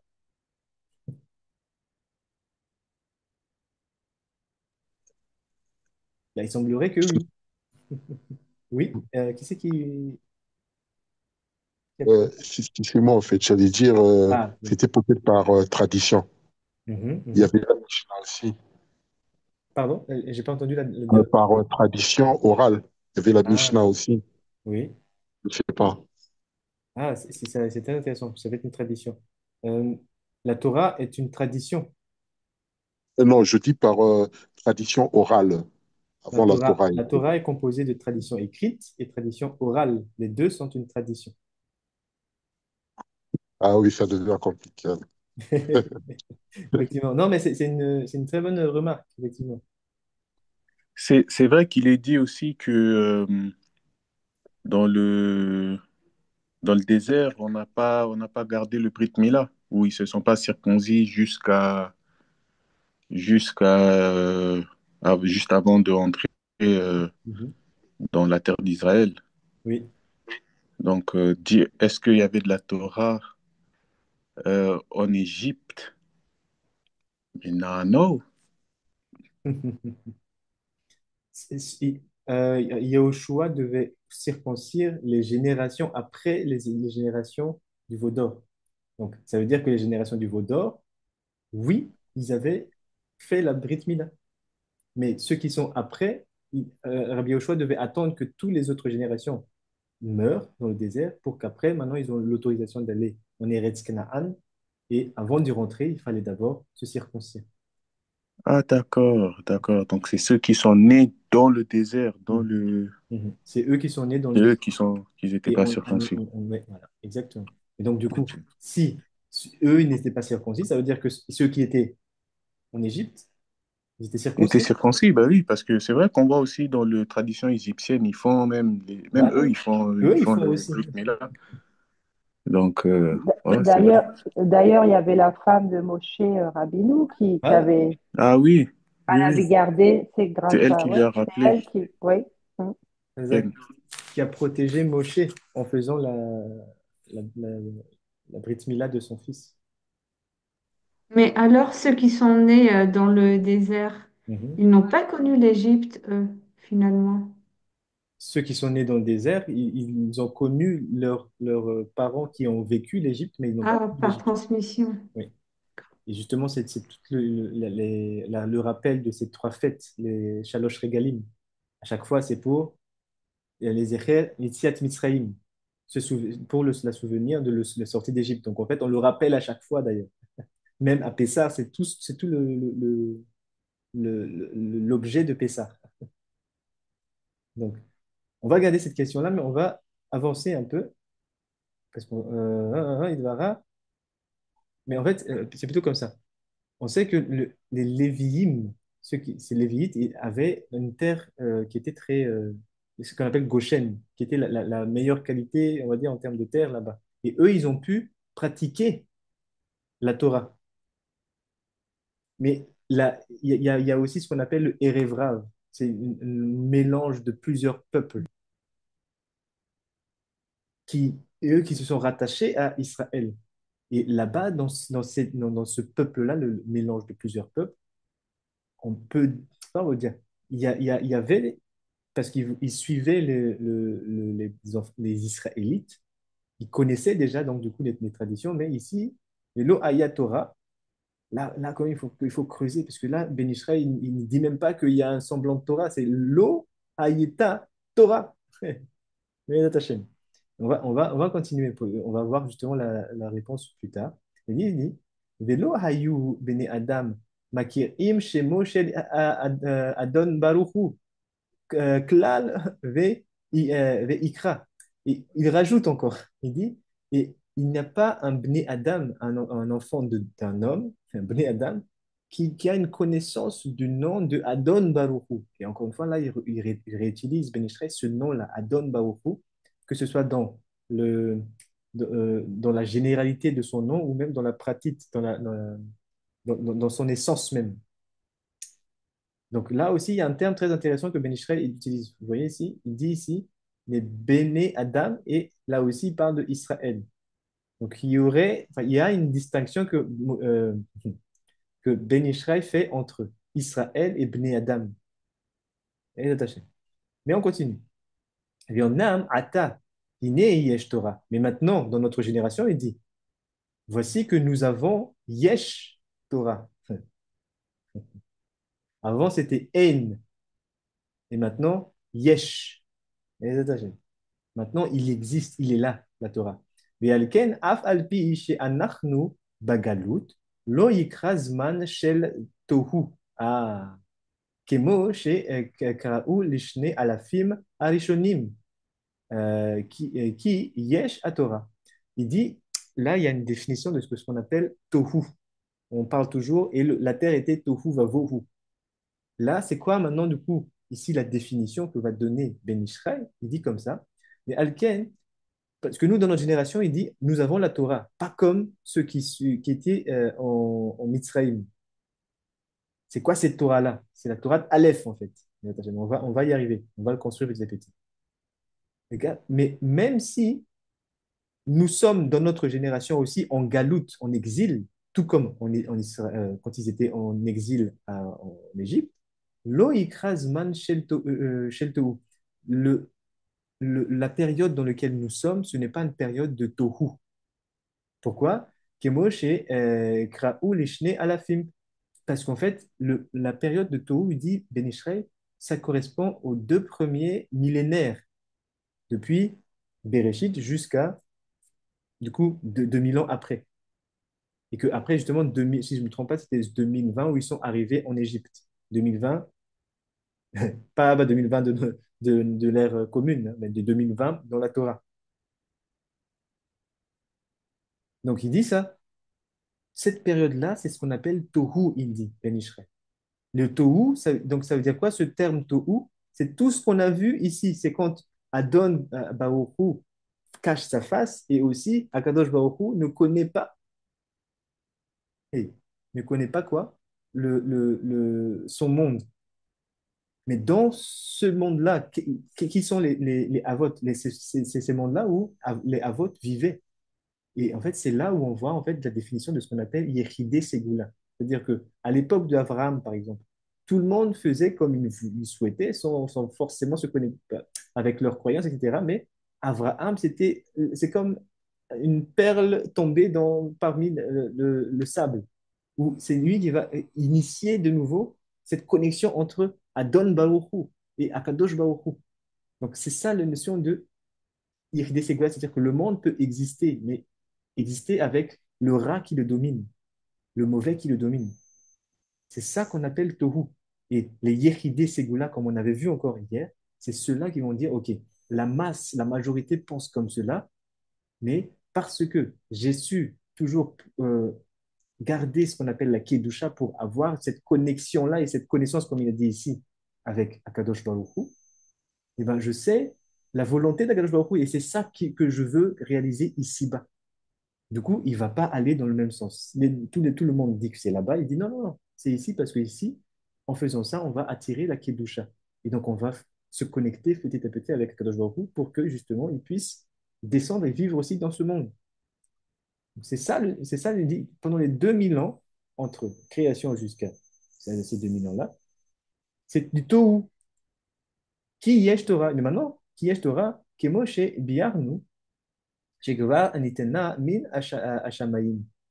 Parce que comme on le sait, la Torah après va être donnée aux Israélites.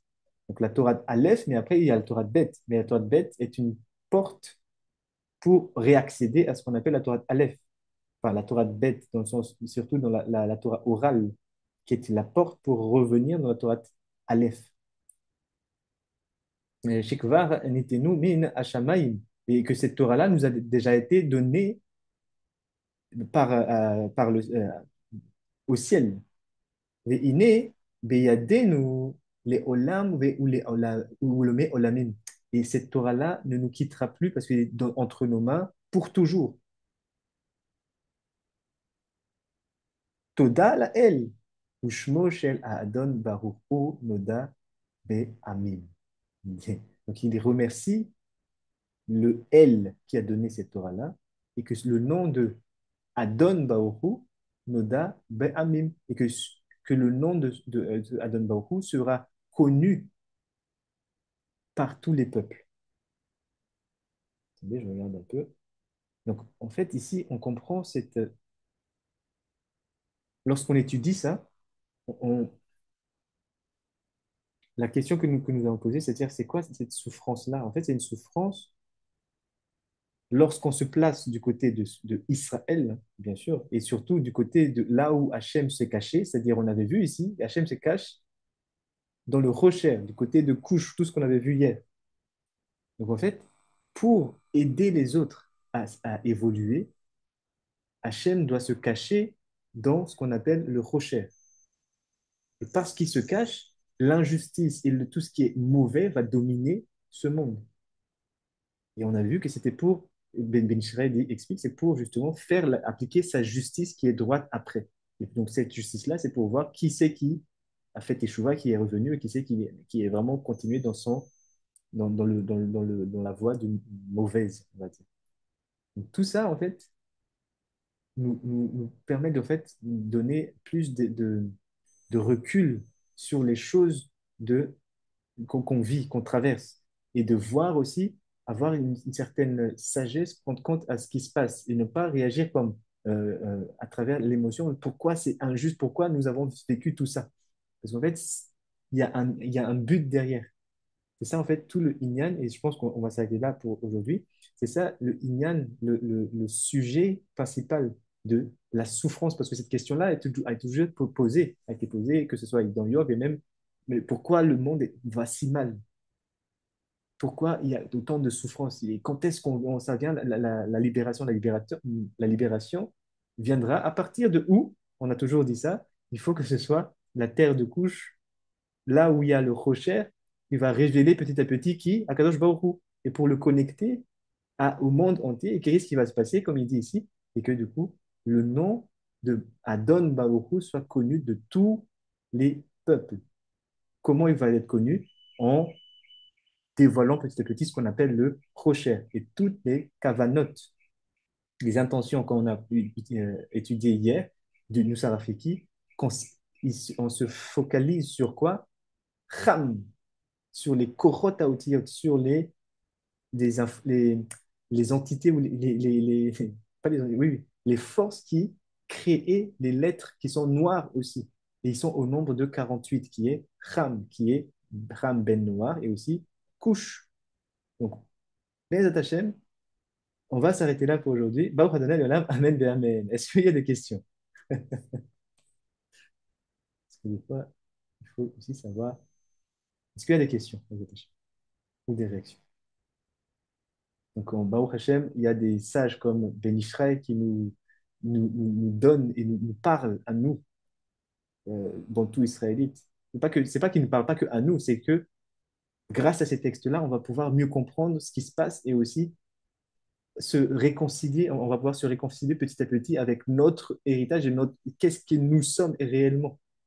Parce que si on ne comprend pas ce que nous sommes, quel est notre rôle ce jeu-là, dans ce monde-là, ben on va pas on va plus se plaindre.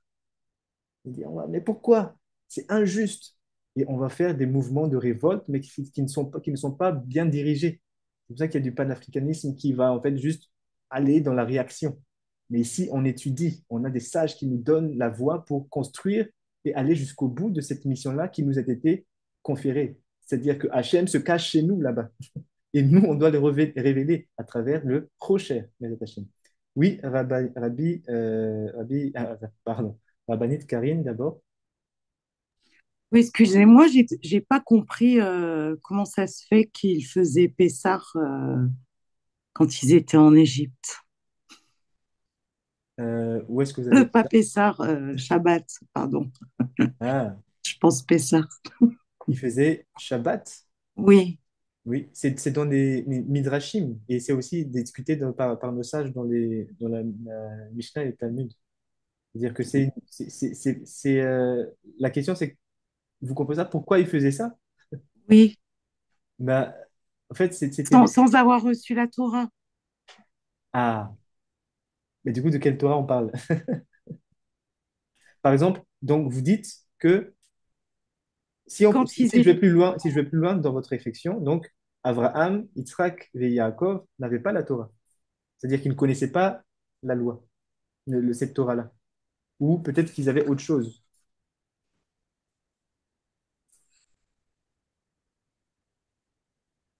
Ils avaient un savoir, une sagesse. Ils avaient la Torah.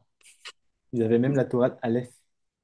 Mais ils étaient en Yéhidé Ségoula, c'est-à-dire qu'ils étaient les seuls à recevoir, mais le but, c'était qu'il fallait pour le faire descendre et pour que tout un peuple puisse accepter cette Torah.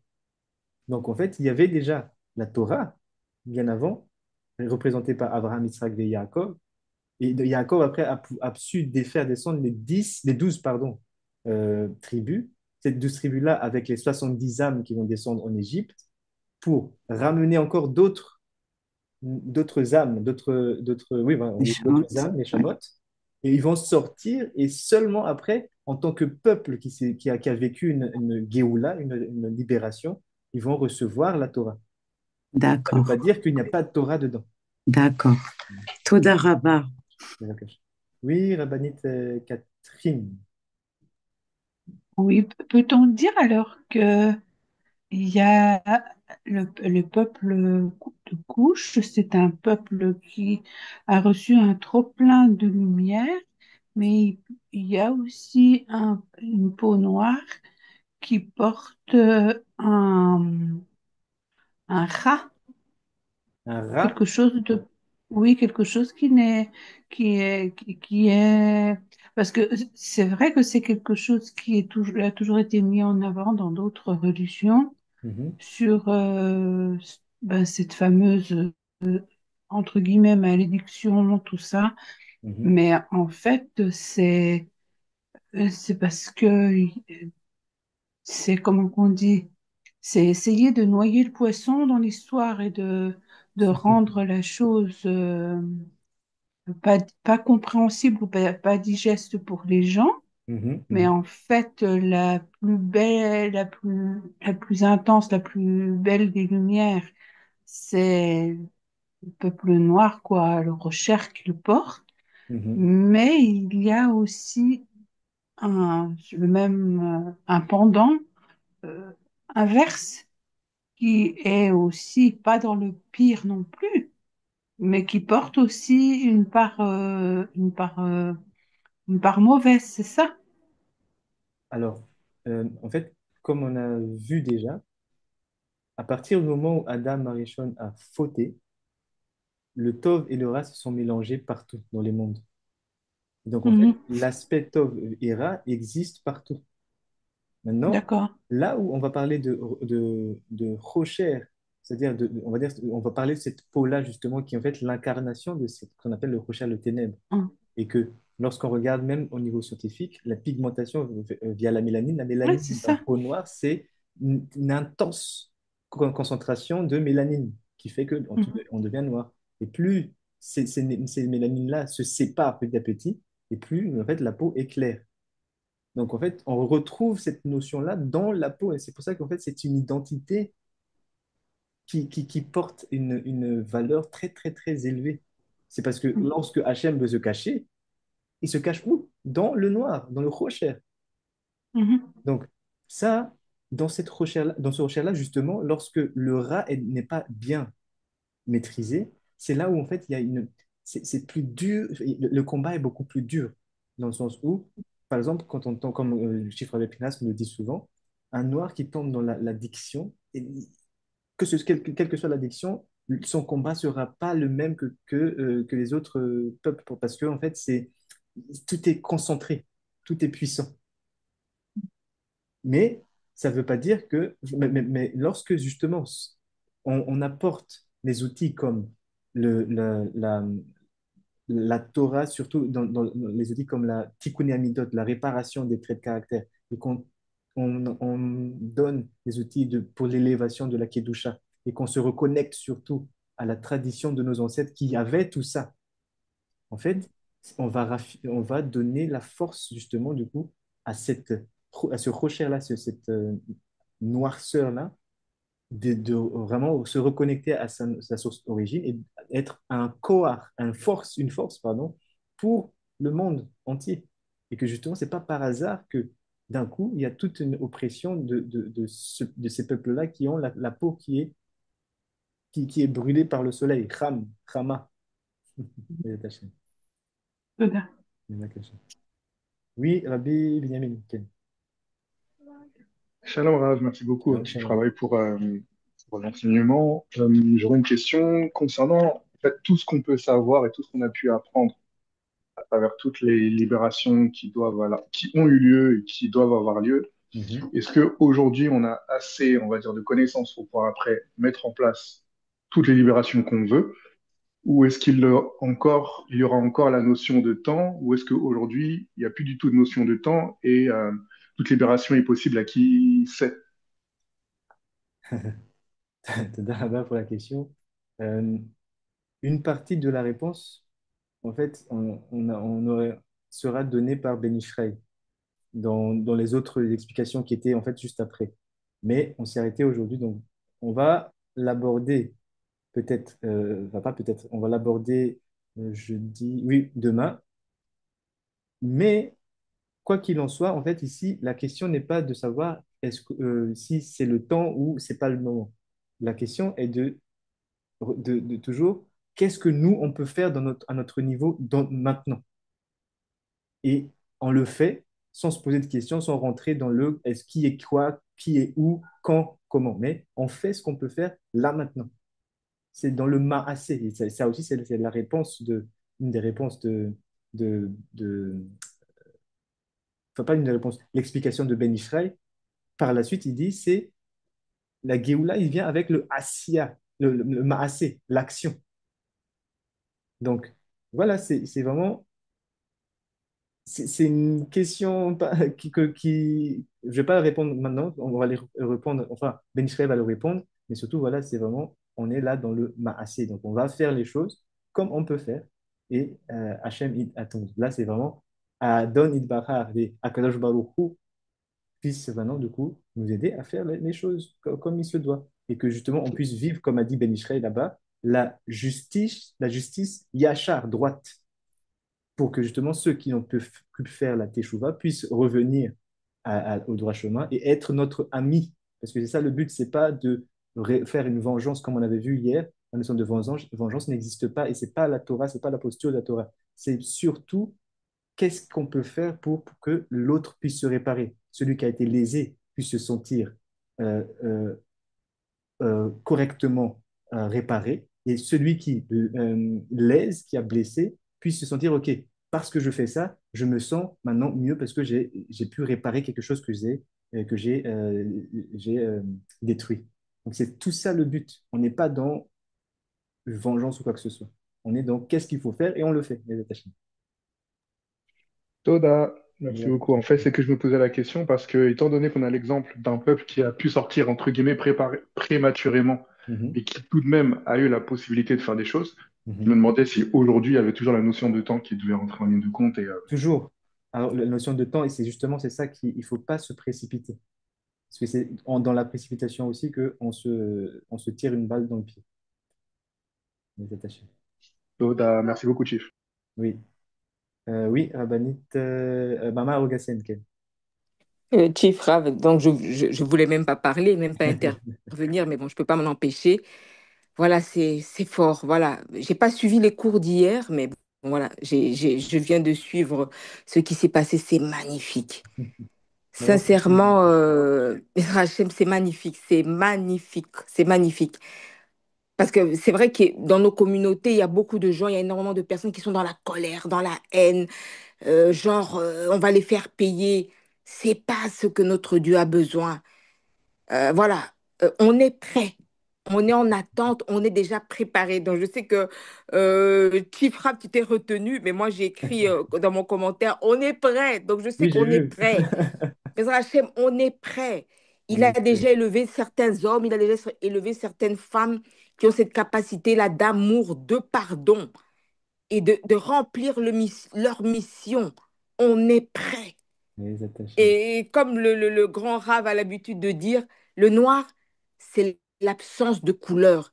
C'est-à-dire, pour moi, c'est la genèse, c'est le commencement, c'est Mhm. le summum, c'est de là où vient tout. Le noir est là, la racine. Et après, on a du bleu, on a du vert, on a du jaune, Exactement. on a du rouge. On va dans toutes les couleurs. Donc là où nous sommes, c'est là où est Dieu. Nous devons avoir aucun complexe et non plus avoir une certaine orgueil par rapport à nos frères, voilà, qui ont été bernés, voilà, biaisés. On a Biaisé. beaucoup d'amour, on les aime, on va continuer à les aimer et on va remplir notre mission. Sois Amen, béni en amen. puissance, Chief Rav. Baruch Sois Hashem. Non, béni, c'est sois Hachem qui est béni, notre mission. sois béni, sois béni, Les sois attachés. béni. Je répète, je sais ce que je suis en train de dire. Sois Baruch béni, Hashem. je te bénis, cet homme de Dieu. Sois béni. Baruch Hashem. Non, c'est Todaraba, Mama Ogasen. Non, on remercie toujours Hachem, Akadosh Baruch Hu, et on a aussi un maître qui nous guide pour cela, c'est Tifra Epinas. Et du coup, à travers tous les enseignements que nous avons reçus, on va faire les choses comme il faut, comme il se doit, mais comme vous avez dit, on fait l'action, on est dans l'action. Et tout part de nous, de chez nous. Donc, il n'y a pas de souci. Les attachés. Todaraba, Todaraba. le cours de chiffre finance va commencer donc peut-être dans 30 minutes, comme ça, 30 45 minutes. Donc, il y aura le lien qui va être envoyé. Donc, Toda Rabba. Et plus ou moins tranquille, que Ah les non, gens aient non. le temps de digérer. Ouais, Et ouais. je rejoins Maman Rogatien, Khulda Ilia. Sois béni, sois béni, sois béni. Non. Elle a dit tellement que la conviction on avait envie de la suivre. Baruch Donc, Hashem, Baruch merci Hashem. Maman Rogatien pour cet entrain que tu as. Razak Abaïk. Merci, Tu mon frère. connais Much Hicham. love, much love. On est ensemble. On est une famille, un clan. On est Baruch un Hashem. clan. Baruch Hashem. Toda Rabba. Toda Rabba, Mama Rogatien, du coup, Toda Rabba, Shifra Pinchas. Toda Rabba, Rabbanit Catherine. Toda Rabba, Rabbanit Karine. Toda Rabba, Rabbi Benyamin. Toda Rabba, Rabbanit Sadia, Rabbanit Caroline. Toda Rabba, Toda Mama Kitoko. Toda Rabba, Rabbi Yochanan. Toda Rabba, Rabbi Diamvutu. Toda Rabba, Rabbi Toda Rabba, Moshe. Toda Rabbi. Rabbi Ramazani. Ouais, Et c'est Toda ça, Rabba. Rabba, Rabbi תודה רבה. Shabbat Kweto. On se retrouve du coup tout à l'heure, les attachés. Rabbeinu, Ken, Ken. le cours d'hier, Mhm. je l'ai pas vu en ligne. Tu l'as déjà téléchargé? Justement, au tout début, j'avais dit, en fait, le cours d'hier, j'ai oublié de l'enregistrer. Donc, ça veut dire que ceux qui n'étaient pas là, Ah, comme par hasard, demande, là, là, là, là. demande à ceux qui a assisté pour faire un petit Ah, résumé comme ouais, ça. ouais. Les attachés. Bezrat Hashem, Bezrat Hashem. Donc, Parce que c'était. franchement, quand on rate, souvent, on se sent vraiment perdu, hein, je te Non, pas jure. de souci. Surtout Et c'est- dans les limousines, là, pose tu des rates une questions et fois. puis peut-être les gens vont pouvoir aussi t'aider comme ça. Ok, Les attachés. ok, Mais non, c'était pas enregistré. Mais celle-ci a été enregistrée, donc je vais le poster dès que c'est chargé, les attachés. ok, Bezrat Hashem. Toda. Ok, à tout à l'heure. À tout à l'heure, tout à l'heure. Tout le monde. Alors.